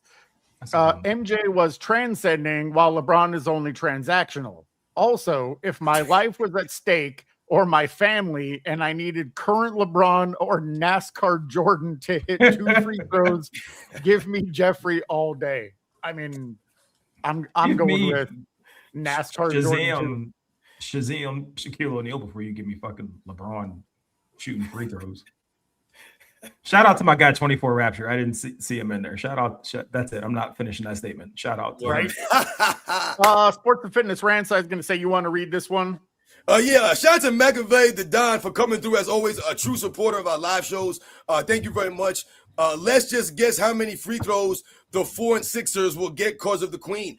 Yeah, absolutely. Like I said, it's going to be interesting to see when you talk about the things, because remember, the promotion of Michael Jordan in the LeBron James debate is that Michael Jordan got all the calls, right? So in turn, you would think that Michael Jordan was always going to the free throw line. In turn, his team was always going to the free throw line because his team, they always got the calls. That's a promotion. But I've told you guys, I've done the numbers on this. It's not even, guys, the Bulls were always in the bottom in free throws attempted, always on the bottom. You know what the Bulls did, guys? They played really good defense, guys. That's what made them and helped them win those championships, man. Playing defense, man. They didn't create a lot of fouls. They didn't cause a lot of fouls. They played great defense, man. And they didn't get a lot of fouls called in their favor, guys. Go look at the numbers, man. I've told you guys, even in the finals, overall, the Chicago Bulls in 6 NBA finals are negative at the free throw line, guys. So again, man, please spare me with Michael Jordan got all the calls. He never got the fouls called. If Michael Jordan could do anything out there, man, we saw Michael Jordan get called for travels, I was just watching a game the other day in the 1991 NBA Finals, Game 3 in LA. The Bulls are down, and Michael Jordan makes a move to the basket with his left hand around Vlade Divac. He finishes like this. They call Michael Jordan on a push-off in the NBA Finals on a push-off when his arm is like this against his body, and he makes the foul. Did Michael Jordan go up and down the court and start going crazy? Did he carry on to the referee while the play was going on behind him? No, he took it in stride and went down the court. But these are things that we saw Michael Jordan deal with, but he got all the calls. I tell you what, I'm actually surprised at some of the things that they called on Jordan. I would have thought, you know what, maybe I'm going to have to swallow a little pride here. And when I rewatch this, I'm going to see that Jordan, did get the benefit of the call. Damn, dude. Some of the shit they called on him, I can't believe he was the face of the league. Yeah. It's not what you fanboys have been led to believe. And if any of you would take the time to actually look at reality instead of just spreading propaganda the second you have propaganda to spread, it would be nice. Exactly. That's a great point, AOH, when you're talking about, the officiating standard that was there. Did Michael Jordan get superstar level treatment? Abso-freaking-lutely. No one's saying that Michael Jordan didn't get calls. He didn't get away with any travels. They called every travel against Michael Jordan. No one's saying that. That's not what we're saying here. Everybody gets away with things, man. The superstar players get put to another treatment, right? We absolutely get this stuff. But the point that we're making here is the promotion, what they're trying to say now. Once again, they're trying to rewrite the history. When the reality showed, it took LeBron James damn near 10 full seasons to pass Michael Jordan in personal freaking fouls. How does it take you 10 years to pass Michael Jordan fouls? Go look at how many times they call LeBron James for a foul on average versus Michael Jordan, guys. It's night and day, guys. And I thought LeBron James a big guy. I thought LeBron James playing power forward and center. He's banging down low. They ain't calling no fouls on that dude. Those illegal screens, all these things that Airways is talking about, they not calling no things on LeBron James because they're treating him like the face of the league. Meanwhile, Michael Jordan's getting called for travels that weren't travels. He's getting called for carries that were questionable. He's getting called for offensive fouls in the NBA Finals that were clearly not offensive fouls. All right, these are the kinds of things we're talking about. We've highlighted that Bill Laimbeer slam dunk many times. Michael Jordan slam dunks the ball. Guys, that's the Eastern Conference Finals. He two-hand fouls Michael Jordan, and there's nothing called against Bill Laimbeer, guys. When they talk to you guys about the Detroit Pistons, and Isaiah Thomas says, Michael Jordan went to the league and was crying and moaning about blah, blah, blah, blah, blah. He's once again creating a false narrative here, guys. Michael Jordan never did anything. It was actually the other way around. The NBA, guys like Isaiah Thomas, they went to the league and started complaining about the young Michael Jordan, who was leading the league in free throw attempts that season. How the hell is this guy leading the league in free throws? Who is this guy? How the hell does he get this kind of treatment already? He's not on our level. He just came in the league. Michael Jordan never led the league in free throws ever again after that season, man. But they'll tell you, oh, it's Jordan complaining. No, what the problem was is that people were going and saying, why are we allowing the Detroit Pistons to clothesline Larry Bird? Why are we allowing the Detroit Pistons to cheap shot Magic Johnson? Why are we allowing the Detroit Pistons to grab Michael Jordan's legs when he's in midair? We shouldn't be allowing them to do these things to the game's greatest players that everyone's coming to watch. So people were saying, yo, these guys are playing dirty, man. It wasn't about Jordan. These guys were out there trying to hurt Jordan. They were doing all of this stuff. Meanwhile, they were getting all the calls. Yo, in the 89 Eastern Conference Finals, Michael Jordan was called for more fouls against him than everybody on the court, including the Pistons. He had more fouls called against him than Bill freaking Lane Beer. But you're going to sit here and tell me, Jordan, they always gave him the calls. Get the hell out of here, man. Robin, the craziest part about everything that you just said is you don't even have to go far back. You don't have to go as far back as Jordan to explain the contrast there. Steph Curry, present day, is getting manhandled up and down the court. Like I know it's hyperbolic, right? But if he were to get the calls that LeBron always got, we're having a completely different conversation about championships, scoring titles, all of it. Like, I think that's very fair to say. But It's easy to sit here and have that argument now because we can all, I think, fairly say he should be the face of the league, and he has the worst whistle by far. It's probably not close, right? So how can we expect the league to treat who should be the face of the league the same? Now, they certainly weren't going to do it for Jordan. You see how they're treating Jordan now. They're pissing all over his quote-unquote ghost. It just seems like the end is in sight, and I think it's all because of this present-day commissioner just allowing it to happen. Well, yeah, and I think he's going to be here. I know he just signed a contract fairly recently. Yep, he did. So he's not going anywhere anytime soon. It's everyone's responsibility, man. I say the same thing all the time. When someone sends me a clip, shout out to all the supporters out there that send me stuff and ask me to make videos on some of these things. When someone sends me a clip of some random podcast, right, and they got some ex-NBA player on there, or it's just two goofy-ass dudes talking about whatever, what lets me instantly know how, how valuable or how much I can gain from your podcast is based off of what you allow people to say. If your podcast is worth a damn as the host, then you shouldn't and you cannot allow people to come on your show and create false narratives and lie and rewrite the history. But what happens far too many times is we allow people to come on there, and because they are who they are, and we don't want to maybe step on their toes or hurt their feelings, whatever the case may be here, we let people say things, we let people lie on a microphone, on a random podcast. No one corrects it. I have a problem with that stuff. All right. Your show is not worth a damn if you let people come on your show and say nonsensical things. All right. You can't have people saying crazy things. All right. And just lying about the past. There should be some level of restraint that has to be there's got to be some resistance here. There has to be someone that's going to say, hey, man, listen, what you just said right there is crazy. But they'll let people just come on their on a microphone and say some nonsense.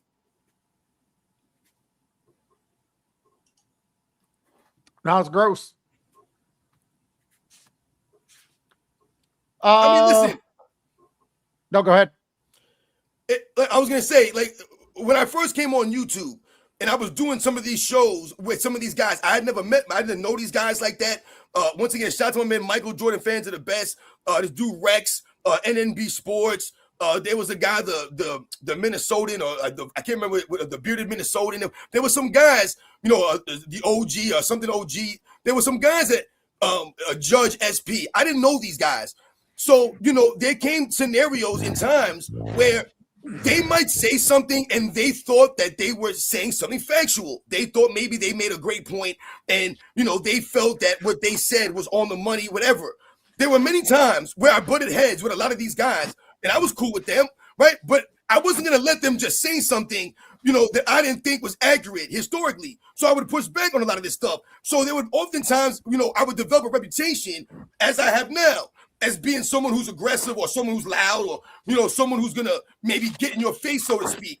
And it's only because I'm not going to stand by any longer and have people, if I'm on a panel with somebody and let someone say some nonsense and I'm just going to be like, oh, okay, yeah, well, That's their opinion. No, your opinion ain't worth a damn. Your opinion don't make no sense. So that's why in the past I bumped heads with guys like Scalp Attack on some of his views and some of the things he's had to say. I push back on this stuff. I'm not gonna let you say some crazy stuff.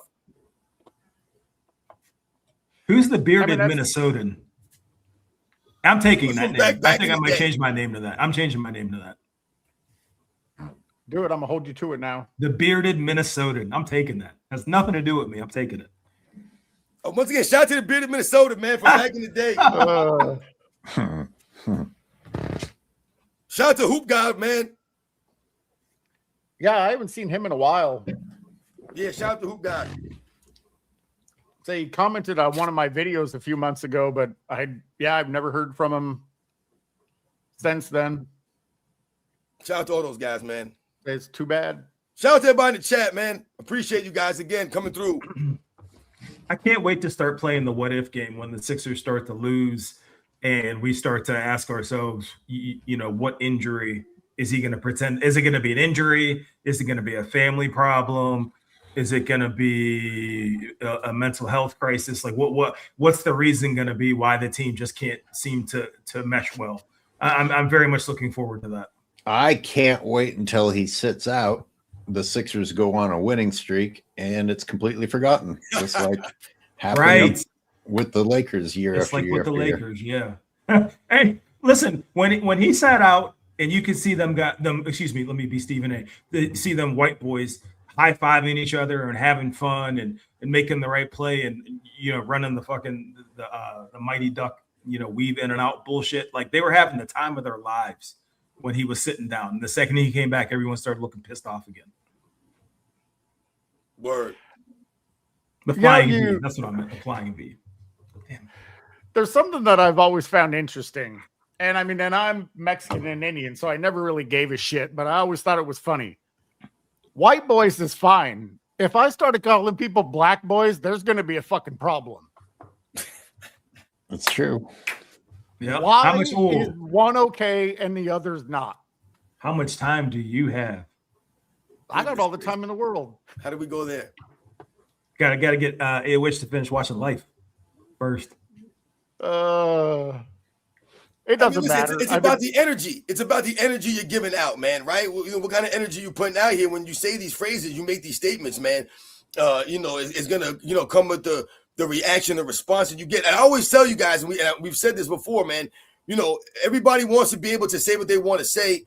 And do what they want to do. And that's all fine and great until you have to deal with the consequences of what you said or did. All right. And don't be out there playing the victim because someone slapped you in your face because you said something crazy to them that you thought you could say to somebody because you have that right to say whatever you want to say. Yeah, if you have the freedom to say it, they have the freedom to respond to what you said. Like I said, you have the freedom to get the response. All right. So remember those kinds of things, man. All right. People be out here, talking crazy, acting crazy, and then be like, oh, why did that dude get so angry? Why is he so upset, man? Because you out here is talking reckless. Well, because people make the misguided assumption that freedom of speech means freedom of consequence. It's not free of consequence. Right. Yeah. You can say what you want, but you may get slapped in the face. You may get punched in the mouth. But you know what? Also, not for nothing, Siberius, and I noticed this in the comments here and there too. Like if everybody and myself on this panel, if we legitimately had some kind of animus towards each other on a racial level, interpersonal level, whatever, do you think we'd really waste our times to come together twice a week, 3 times a week and talk? Like think about that for a minute. So, for everyone that's, says, well, AOH racist colonizer or whatever, like I joke about that because it's just funny. He's obviously not that, right? Like Siberius wore friggin' red face paint last week. Like we're in a space where we're comfortable enough to take these jabs at each other. I don't actually think these things. I think that's like the entire point is that we're in a space where we can like make these comments and make these jokes and feel cool about it. Because at the end of the day, it's like they obviously rock with me and I rock with them. So who cares? Who cares past that? Remember, it ain't It ain't. I'm sorry, go ahead, Sabir. No, go ahead.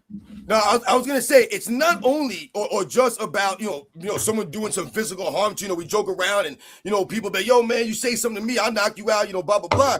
You have to be careful what people are gonna do to you physically, and you putting yourself in a dangerous situation. But also the repercussions of people filming you doing these things or saying these things, and all of a sudden now maybe you lost your job now. Now, all of a sudden, maybe your marriage is in trouble, man. Maybe your wife or your husband find out who you really are in your spare time. That scene from National Security, right? When she left him because she found out he was beating up black men on his day off, right? And, that was the whole thing. And she was like, yo, I never beat this guy, man. And he was like, you're lying and all these things, man. So you never know how this will affect you overall. Like I said, just as far as your personal life, man, all of a sudden you can't live in your neighborhood anymore, man, because everyone knows what you said. Everyone knows what you did because the video went viral and everyone put you out there. I mean, there's a lot of people out there that literally have channels dedicated to finding the bigots, finding the racist people out there, finding these crazy people out there and putting them on full blast on social media, man. So like I said, they'll write emails to your job. All of a sudden, man, they write emails to your kid's school. They're like, yo, just so you know, man, this dude right here, out of his mind, man. These are the kind of people you have employed at your business. And people don't want to be associated with a lot of this stuff, man. So again, man, watch what you say, who you say it to. Because again, I've told you, man, people are crazy out there, man. I mean, I'm not going to lie. I thought about, not that I'm really worried about losing anything, but just somebody taking a screenshot of me in red face, not knowing that I am Indian. And I mean, never mind. I'm going to dig myself a hole. Man, no one even knew what the hell you were doing, man. I didn't even know you were on the damn show. Right. I don't even think we even talked about it. No one even knows you. Right now, you're talking about, I forgot about it, man. Like I said, it's not a thing like that. I don't even, like I said, no, I thought you had maybe just some weird lighting going on. You know what I'm saying? I was going to say, you look just like that to me the entire time I've ever known you. So I was like, oh, it must be the red drapes in the background that's hitting the light. It's coming off at a certain angle. You sounded the same. Mannerisms were the same. Everything was the same. Come on, man. But we talked about this kind of stuff. That's not racism. Like I said, you think changing the logo of the Redskins is gonna, all of a sudden that's what we needed in the world to make the stop? This is why I did. Them getting rid of the logo of the Cleveland Indians is what they needed to do. They needed to change the logo because that was really affecting the overall unity of America. I told you we got rid of Mrs. Butterworth and Aunt Jemima. All these people, all of a sudden, it's a problem to promote this stuff. I don't get this. It's not helping us come together here. One of the things that I always found funny, especially about the Chief Wahoo hat, which I'll put on if I have to, is I at least felt seen in the sports community with that. And then they took it away. And now they're called the Guardians. Well, you know what? I no longer feel seen. Thank you for that. Yo, good point, Sabir. And listen, and I respect them changing. I mean, listen, like I said, we could go down the road here and talk about all kinds of things here. But see, again, this is about you being on the wrong side of history. This is what we're talking about. When you make these crazy statements to people and people videotape it and it goes viral and you lose your job, why is that? Because you're on the side of the majority? No, because you're on the side of the minority. Most people are not thinking and believing the way that you're talking and the things that you're saying. Most people are not going to get down with that stuff. If you were in the majority, you wouldn't have lost your job. People wouldn't have felt a certain way about you. All of a sudden, your family wouldn't be looking at you at the side eye when you came home that day. When they saw you on the YouTube video and your kids got to go to school and they see their fathers are racist or their fathers out there telling people to go back to their country and say all kinds of weird things. I mean, it's weird stuff out here. Like I said, that people will say to people, listen, guys, I was in the military. I went to 2 deployments, and I have been told to go back to my country. Guys, I was born in New York City, man. All right? So I don't know where they want me to go, but I fought to be here. I fought to be here. And then people have told me to go back to my country. Now, I don't know where they thought I was from. I don't know what nationality they thought I was. But I've been told this multiple, many times in my life. I've been called the N-word multiple times by people I thought were friends with me, people I worked with, all the different kinds of things, man. So again, we've all been through a lot of these things and been in these scenarios. And a lot of this stuff, is losing meaning. I was never upset what I'm hearing is that it was never a big deal for a lot of these things that we turned into a big deal. But when you have people out there doing crazy things and saying things, and then you turn around and you get the repercussions that came with that, like I said, this is on you. Right. What was the topic that got us here? I don't know, but it turns out my brother was deeply offended by the red face.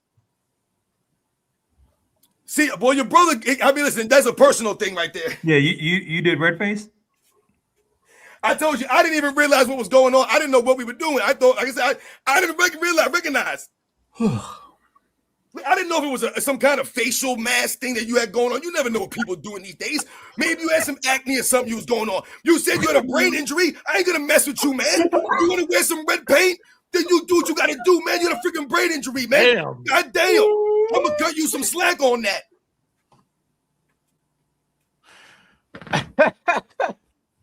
All right, Carl Harp coming through. No, Pablo Torre finds out investigation of clutch, huh? Yeah, right. A very specific formation of poor cloggage on your face. Oh my gosh, man. Oh, listen, man. These conversations need to be had. Things need to be said sometimes, right? And when we talk about, you know, like we were mentioning before, right? The repercussions, you know, the consequences of what you do, but they can also be from you doing something positive. You know, I've told stories about my life on my channel, and I've told you guys about situations that I got myself into because I was standing up for somebody else. And I've told you guys, I had to be prepared for the situation I put myself in by standing up for this person in that manner. So I've told you guys and told stories when I was in high school, and my friend his family was from India, and he got bullied, you know, by kids, man, because of his family background and things of that nature, right? And, you know, there was a time that I had to stand up against a bully for him. And what ended up happening to me, I had to physically fight somebody because I was standing up for my friend who couldn't fight for himself. So I had to deal with those consequences from the actions that I put myself in. So oftentimes or sometimes in our lives, we're going to have these situations that are going to arise, and we have to make a decision. Are we going to put ourselves out there for somebody else, to help somebody, once again, to contribute to society? Say, are you guys on a time frame or anything? I got like 15 minutes. 15 minutes? Yeah, no, Okay. no. Time stops once Robin starts yelling, so I'm good. I saw a basketball show is in the chat. I dropped him the link in case he wants to join us for a few. Real quick, as a transition, I actually want to hear that Uncommon Sense track again, so I'm gonna play that real quick. Oh yeah, hit that. Welcome to the land of reality, where the truth will be heard, and we don't give a damn about your feelings. So stomp your feet, cry if you want to, scream and shout, because we don't give a damn, fam. Tiberius, I appreciate you making me look like Luke Cage, but we'll probably have to stop doing that.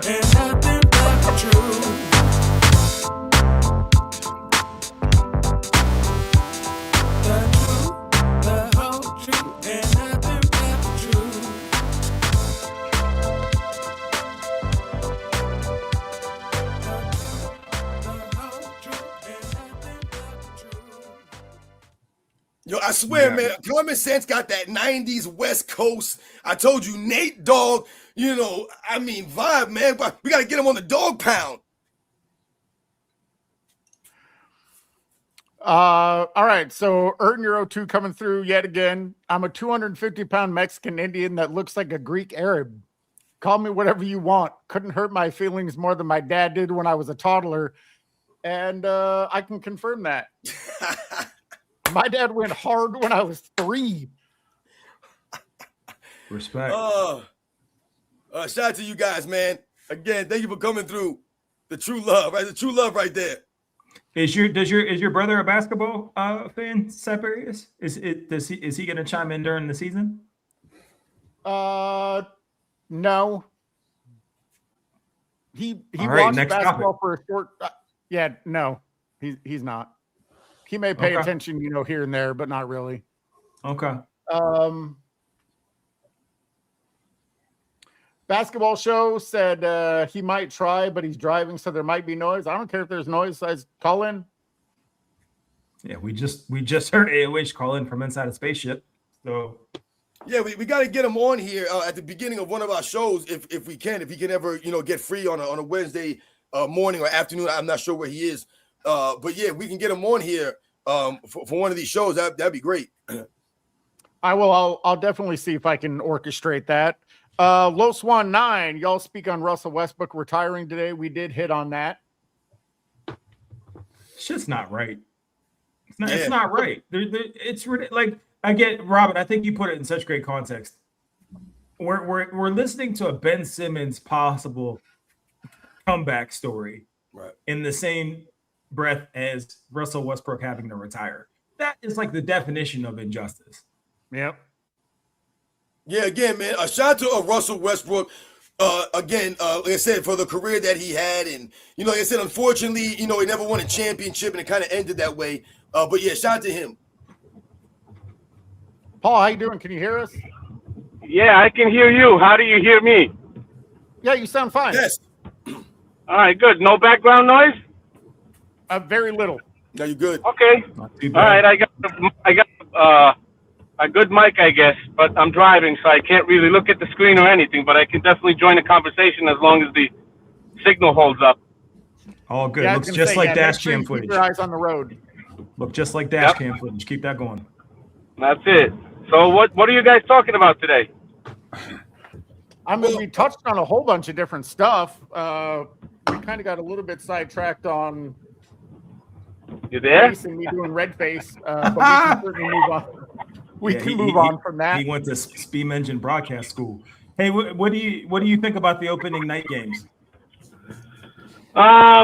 I think I posted a video on my channel too. What I hate about it is they're making everything about LeBron again. It's like the tickets Go at Madison figure. Square go for $2,000, the cheapest ticket.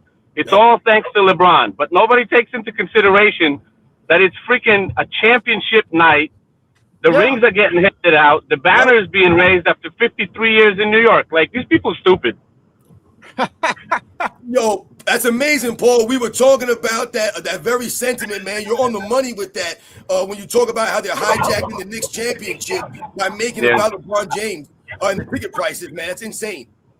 Yeah, it's crazy. I mean, but, they're going for clicks. They're going for what's bringing them the money, and they're still milking the golden goose, I guess. I'm for sure. But doesn't that make it even that much worse that if you're gonna milk something, milk the terrible, like shitty part of the product, right? Like milk a Hornets game, milk a Nets game. Don't milk the championship. Like, don't milk this. Like, if you're gonna attach LeBron to something, don't attach it to the one. We talked about this earlier. Don't attach it to the one team that's celebrating, the definition of why they're there to play. Yeah, I agree. But to be honest with you, they would have to have some shame, and they have no shame. That's why they do what they do. Oh, you're right about that. They have absolutely zero shame. Yep. It's just I get it. The tickets might have been raised a little bit because Philadelphia is an interesting team overall. They changed a lot of the players on the team. You got Jaylen Brown, and everybody's wondering how that team's going to play. So that's interesting. But it's a championship night for the Knicks, and that's the most important part of it. That's what should be talked about. Yep, exactly. It's just the blatant stealing of their thunder. Yeah. It feels like they're marginalizing their championship, and that's not okay. Yeah, I agree with you. I mean, I think the next 2 seasons, however long this dude's going to play, everything, including ESPN, because you guys know that ESPN is in conversation with them. They're going to produce his documentary. They're going to create as much of the narrative for that documentary in the upcoming 2 seasons that we're all going to be puking because of it, For sure. Hey, Paul, let me ask you a question, Listen, man. What do you think about? Okay. What do you think about the Knicks playing with expectations as the defending champ this coming season? Listen, Knicks have been my team since the 1990s, early 90s. I've been a Knicks fan since 1991, I think. Bad years, the years where you have photos of fans with bags over their head and all that shit. I mean, never wavered.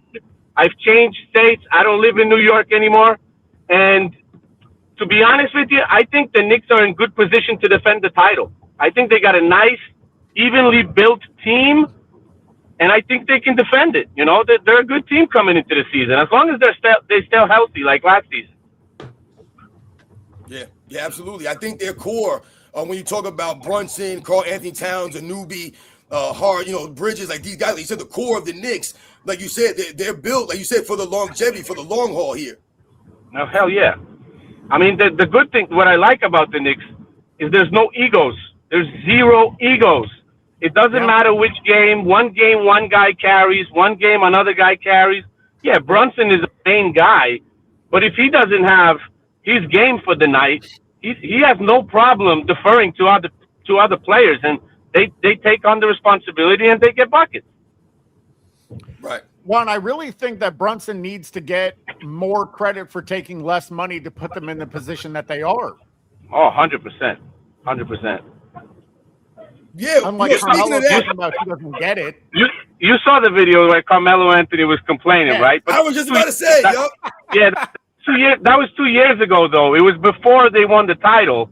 Right. But still, the main reason he has no chip, because he would never sacrifice things like that. I mean, he made the Knicks trade for him, even though he refuses it, where they had to trade away half their young core that was developing into a good team. And then he was complaining he's got no bench. Yeah. Right, exactly. Yeah, I thought that was really odd of Carmelo Anthony saying those kinds of things and then kind of coming back, like you said, a couple of years later and kind of biting him in the butt, so to speak. And it makes, you open your eyes and really think about, the sacrifice that he wasn't willing to ever really make at that level. 100%. Yep. I agree. I agree. It's the price you pay. Not only to your team, but to your reputation. And what was funny is when that conversation was happening, you had Draymond Green come on the five. He was talking to somebody. I think he was on 520 maybe with Jeff Teague. And then he was on his podcast and he was saying, the main star shouldn't take a pay cut, but the role player should take a pay cut like I did. Then I researched like how much of a pay cut did he actually take? And it was like 3-4 million. That's the pay cut he took. So if you get a role player that's making, little money, take a pay cut, what is that going to help the team to build around? Right. What are you going to have, an extra $4 million? Yeah. Well, that's almost moot if you think about it, because if you remember, it was either LeBron's first or second season, he took a quote unquote pay cut for right around $3.5 million. Yeah. I remember that. Of course, right. But the way they spun it was no, he's not about that. He is about the team. He'll give this back, but also make, $46 million guaranteed and then $49 million guaranteed the season after. Yeah. So it just depends on how they spin it. And the most wildest part is Brunson will forever go down as a New York hero, right? And that's cemented. Melo to this day still talks about how he wishes he was. And I still remember going back and watching his little, his hoodie Melo moment, when all of his best highlights were him playing, just like a Dykeman and on courts and all this. He was always more worried about his public perception, and that's why he doesn't have a chip. It shows now. Even when LeBron tried to bring him in with this whole, it's our time. Now it's our time to do this, blah, blah, blah. You weren't trying to play with Melo when he was at his peak. You're only trying to play with him now because you can get him for the cheap. And the whole thing is just more narrative. It's gross. It's just more just disgustingness. You see, what was interesting during that conversation too is there was a lot of, there was other people coming out that, it was a bad thing that Brunson took less money. I don't remember the names of the players anymore, but there was other people criticizing him for it. And then, if you don't do that with the current with the current way that everything is structured, it's hard to build a team where you can win something. Second of all, everybody's saying, you know, the why do players have to sacrifice and not the actual teams and team owners? Now, not every team owner is sacrificing, I agree. But if you take the Golden State Warriors, for example, like I believe it's either the last 20 years or the last 10 years, because I looked into that. You had Curry never take a pay cut, but they actually ended up paying like over $600 million in luxury tax. Wow. You know, so they're taking a hit too. I mean, it's not the same thing. They're making a lot more. They're sacrificing a lot more. But the luxury tax they paid is more than Curry made over his whole freaking career. And you know what's funny that you say that? It actually makes me think about what we talk about, how they really never got significant amount of help for Steph Curry in the second part of his career. So it makes you wonder where all that money is going to besides just Steph Curry, because y'all ain't getting a goddamn player out there. You giving all this money to Draymond Green. You giving all this money to players that are not doing a damn thing out there on the basketball court for the Golden State Warriors, man. Yeah, I agree with that. See, if you would have sacrificed $50 million or something on his last contract, he would have had more help. He could have won another title. Nobody knows. Yeah. Yeah, no, that's a great point, though, about, like I said, the luxury tax that the Golden State Warriors franchise was willing to pay all of these years, as opposed to other teams, because Dolan wasn't going to pay a damn thing like the Golden State Warriors organization was willing to pay. And that was part of the reason, I'm sure, part of the thought process for someone like Jalen Brunson. It's like I said, he's not going to be willing to go that far or like that over the luxury tax to bring a team in there. Yeah, but listen, I mean, these guys sometimes they lose connection to reality. Like, if you have a contract that's $200 million, and then you have a contract that's, let's say, $120 million. I mean, over your lifetime, either contract which you're going to get, when you have sponsorships added to that, when you're investing your money and you're spending it smart and all that, you got generational wealth anyway. Your kids are not going to worry about money. Like, what the fuck is in your mind? Yeah, that's another good point, because one of the things that Carmelo Anthony said in that same clip was he said that people aren't making $100 million off the court. And I think that when he's saying those kinds of things, who's he talking about? The regular, everyday people? Yeah, maybe for me, it's hard to make $100 million. But for someone like Jalen Brunson, who's playing in New York City, who's the best player on the basketball team, $100 million is within reach of Jalen Brunson, man. When you talk about the celebrity, and plus, the championship, now you think that's not going to be rolling in off the court money for Jalen Brunson, man? You got college kids making money, man, when they wasn't making money years ago. So the money is out there. You got people on YouTube making all kinds of money. All they got to do is the podcast now, these guys. Robin, the other thing about it is, though, is I think a lot of these articles, we're seeing a lot of athletes come out. I saw Odell Beckham was in the news recently talking about how the money breaks up differently once you get paid it.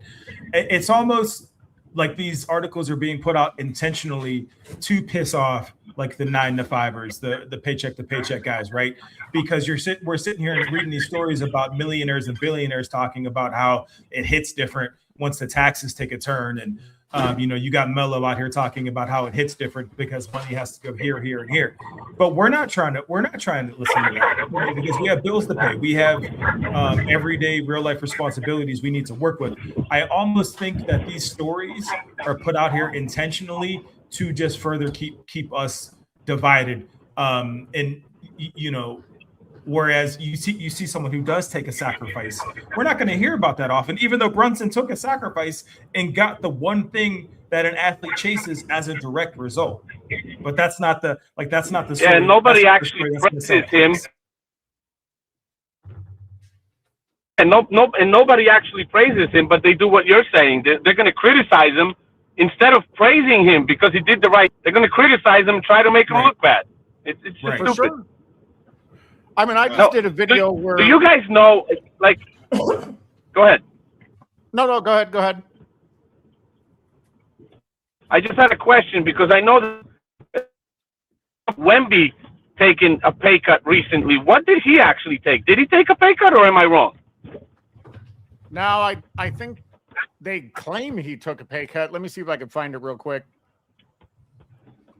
I'm curious what he I did. remember hearing Kendrick Perkins saying something about him taking less money, or that he didn't sign for the max money that he could have got. Right. I wonder what he left on the table, because if he left a substantial amount and he did it after Brunson, him seeing what Brunson did, he uses that as an example, does the same thing because it gives him a bigger chance to win, you know? Right. Exactly. Yeah, apparently he took a $50 million pay cut. I mean, he still made $252 million. And Nike's also Yeah, but giving him 50 million is 50 million. That's a million decent is a chunk lot. of money right there. For sure.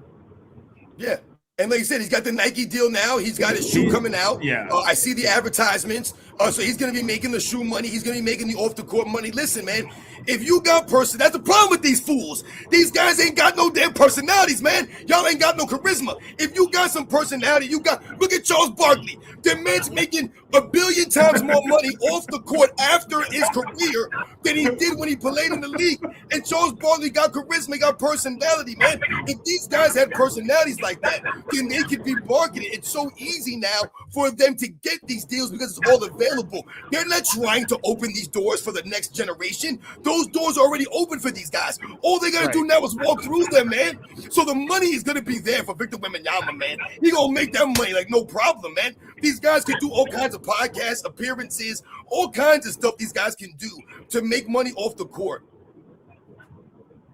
Well, and yeah, hopefully they're not going to do what Kawhi did, because Kawhi signed the contract and he didn't do shit for it. Yeah. Right.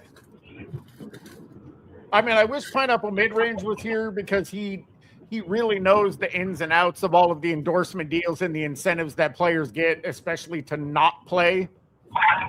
So he would really be able to break that down. But I mean, yeah, Wembanyama's not just making $252 million. He'll probably be making in the neighborhood of $500 million with all of his endorsements, which that far exceeds generational wealth. That's your grandkids aren't going to have to worry about here's money. the scariest part about what you're saying, Siberius, is, you know, again, you and I as the sneakerheads, Ja Morant right now has the #1 selling Nike, right? That's only because Victor Wembanyama's first prototype hasn't come out yet. So once that happens, his off the court money is going to be unlimited, especially on the international market. It's going to be really interesting to see if he still is, you know, wants to play basketball when it's all said and done. Well, Wembanyama already has a pair of shoes out. My brother has them, the Aliens. Right. And they now sell for like $1,000 because they've all sold out. Oh, I didn't even know that. Yeah. Yeah, I saw the ad. It was him standing there with a bunch of nuns. And what they're saying is that the only thing you can do against him is pray. Right. It was a pretty cool ad, if I'm being honest. They're nice shoes. Yeah, I mean, listen, the interesting the thing nuns about that were going to his games. Right. Yeah, the shoes and the games of the players, right? And like you said, you know, a lot of these guys might have some nice shoes, so to speak. But are you going to really wear their shoes? Are you going to put your feet in their sneakers, man? That's the hard sell for me with some of these guys. I don't want to put my foot in some of these guys' shoes. Like LeBron James shoes. You don't see a lot of people wearing his shoes. Do you want to set your foot inside LeBron James shoes? You know, the interesting thing about Victor Wembanyama is that he's getting all this money and he's getting all these deals, and the man doesn't even have to play 75, 80 games a season. He don't got to play every game. He can miss all these games and still get the recognition and still get all the money as somebody that's out there giving that max effort all those games. Well, and that's why I wonder I how was talking about. Hold up.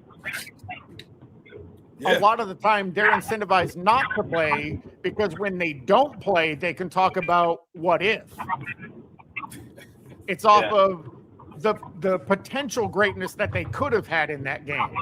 And they're literally monetarily incentivized to do that. Ja Morant's entire marketing campaign is built off what if dunks. His entire marketing campaign is built on coulda, woulda, shoulda posters.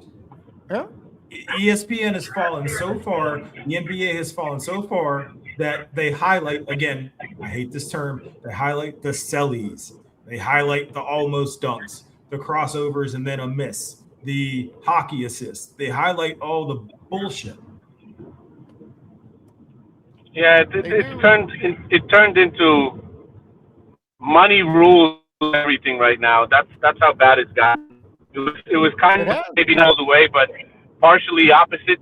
Before you had players like Jordan having the clause in his contract, he could play whenever he wants and all that stuff. The guys actually loved to play.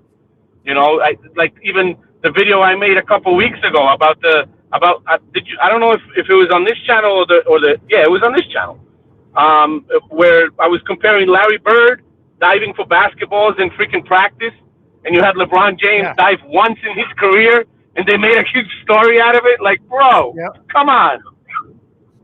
And that was more of a falling on the ball, not a diving for the ball. Yeah. Oh yeah, no, that's when he was with the Lakers. They talked about how old he was. Still I remember that. Right. I remember that. I just want to get to the super real quick.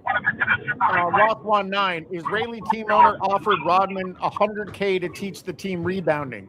You think anyone will ever pay LeBron to teach any aspect of real basketball? Yeah, they'll pay him money. They'll pay him money to teach a club or a player how to manipulate the narrative. Yeah. All right. Yeah. You can pay him to come teach you how to grab somebody up by their arm and pull them away, like an ex-wife or ex-husband. Yeah. Flopping instructor is good. Talking about they have coaches teaching players how to flop. Yeah, they do. So they actually do. Yeah. So he could teach that, I guess. For real. If he ever gets to buy a team and be a part owner or whatever, it's going to be the team with the best floppers on it. Yeah. For real. Exactly. I don't think they'll ever allow him to. I think they'll never allow him to own a team in the NBA. I'm fully convinced of that. I think he's too dangerous to the brand. Well, both him and KD were in cahoots with NBA Europe. Who gives a shit about NBA Europe? They can act like they do, but nobody cares. Well, remember, LeBron James was trying to start his own league. That's why they have games in Europe at beginnings of seasons. I think preseason sometimes they have. Yeah. They want to build that up and kind of expand into there. Yeah, right, exactly. Who knows? People can't hardly be bothered to watch, the NBA period. Why are they going to want to watch it in, a country they have no investment in? Yeah, I think there was some talk of having almost like a separate league over there, not necessarily connected. Because just think of it. I'm from Poland. I was born in Poland. I take a vacation sometimes. I go over there. It's a 9-hour flight. Who the hell is going to fly 9 hours to play a game and come back? Right. Right. Now it's an excellent point. Right. He was trying to raise that money from these donors so that he could start that league over there. They were talking about that a year or so ago. And, they were talking about how that's, kind of offensive to the NBA and the history of the NBA. You're kind of turning your back on the NBA by trying to start your own league on the side. It's tantamount to what golf has going on. The thing with LeBron is he doesn't give a shit about anything, anyone, nothing. Just LeBron. Listen, if Rich started saying some stuff that LeBron didn't like, he'd dump fucking him too. I'm sorry for the words. No, but that's 100% true. He will literally throw anyone under the bus. He did it to his own son and his family yet again. Yeah. There's no one that's off limits. Well, it's interesting you just said that because I'm guessing Rich Paul and LeBron, their relationship is probably I'm guessing it's probably not as great as they make it appear to be. Like if I had to guess that Rich Paul wanted to know everything that was going to happen with this next upcoming stupid decision, but didn't. And I think that probably hurt him personally. Also, not for nothing, just sneaker news. Rich Paul is one of the faces of New Balance. right now, which is Nike's #1 contender in terms of casual footwear. So my guess is those two butt heads behind the scenes fairly often. Yeah. Probably, yeah. Interesting. Listen to this theory. I was listening to something or reading something yesterday, and it's not 100%, but I think a little bit of LeBron being happy about what's going on and him not being on the Lakers is this. You guys know that LeBron loves to be the first in whatever it is, but he loves to be the first. So he's going to use his son again because he was the first to play with his son. Now he's going to be the first to play against his son. That's going to be in a documentary, 100%. Yeah. Yep. Yeah. Oh, 1,000%. They'll probably guard each other or something. Yeah, 100%. For the game winner or something. Yes. Yeah, that's a great. I like that. That's probably a great theory to have. It's what like you said. LeBron James even used his own son to prop up his own legacy. Right. Yep. I agree. There was no possible way if the Lakers didn't draft him, Bronny would be in the NBA. There was no reality that would ever happen. And the whole story with the Golden State Warriors possibly wanting to draft him and stuff like that. Right. It's also a planted story. If you look into it, there was never, ever any CEO, GM, even a player from the Golden State Warriors ever talking about that. It was just media spin. Yep. Right. And guess what? Yeah, Nobody ever followed up and asked. Nobody draft Bronny because he's not playing there. There weren't options. But even if there were, Siberius, this is the most upsetting part. Even if there were, that's illegal. You're manipulating the rules by telling teams not to draft so-and-so. Right. That is the definition of manipulating the rules. I remember when it was a whole story that the Los Angeles Clippers, however weird it came out, that the Los Angeles Clippers cornered Blake Griffin in his hotel room, Chris Paul and DeAndre Jordan, and said, you better not sign with X, Y, and Z, otherwise we're going to get you. Like, that was a real story. And these things happen behind the scenes, except now they're really, really happening. It is the definition of collusion. It is the definition of manipulating the rules. LeBron did the same exact thing when he said, whatever team drafts Bronny, they might get me, blah, blah, blah. And by the way, we're lying about his height. We're lying about his weight.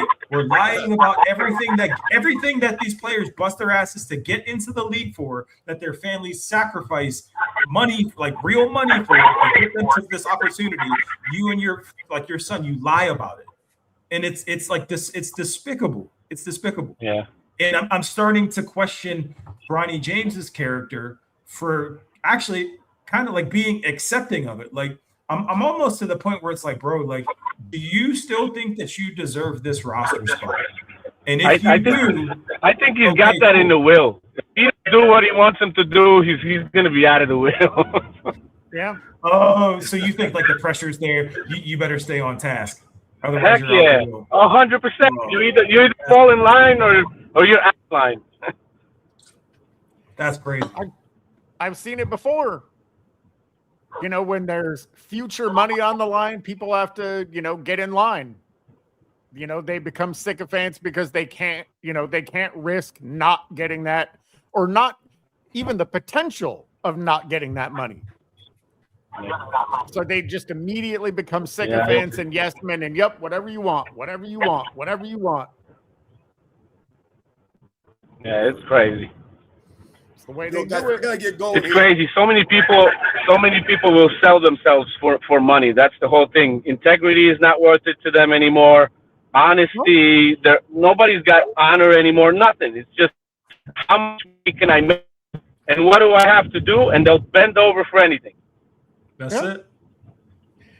Well, man, we've been going at this for over 2 hours now. 2 hours. I could definitely use some food. Oh man. I was working. I couldn't jump in any sooner. Sorry. No. Hey, that's all right. Just know that, you have an open invite to join us any Wednesday or Sunday that you want. So feel free to, I to appreciate just it. let us know and we'll make it happen.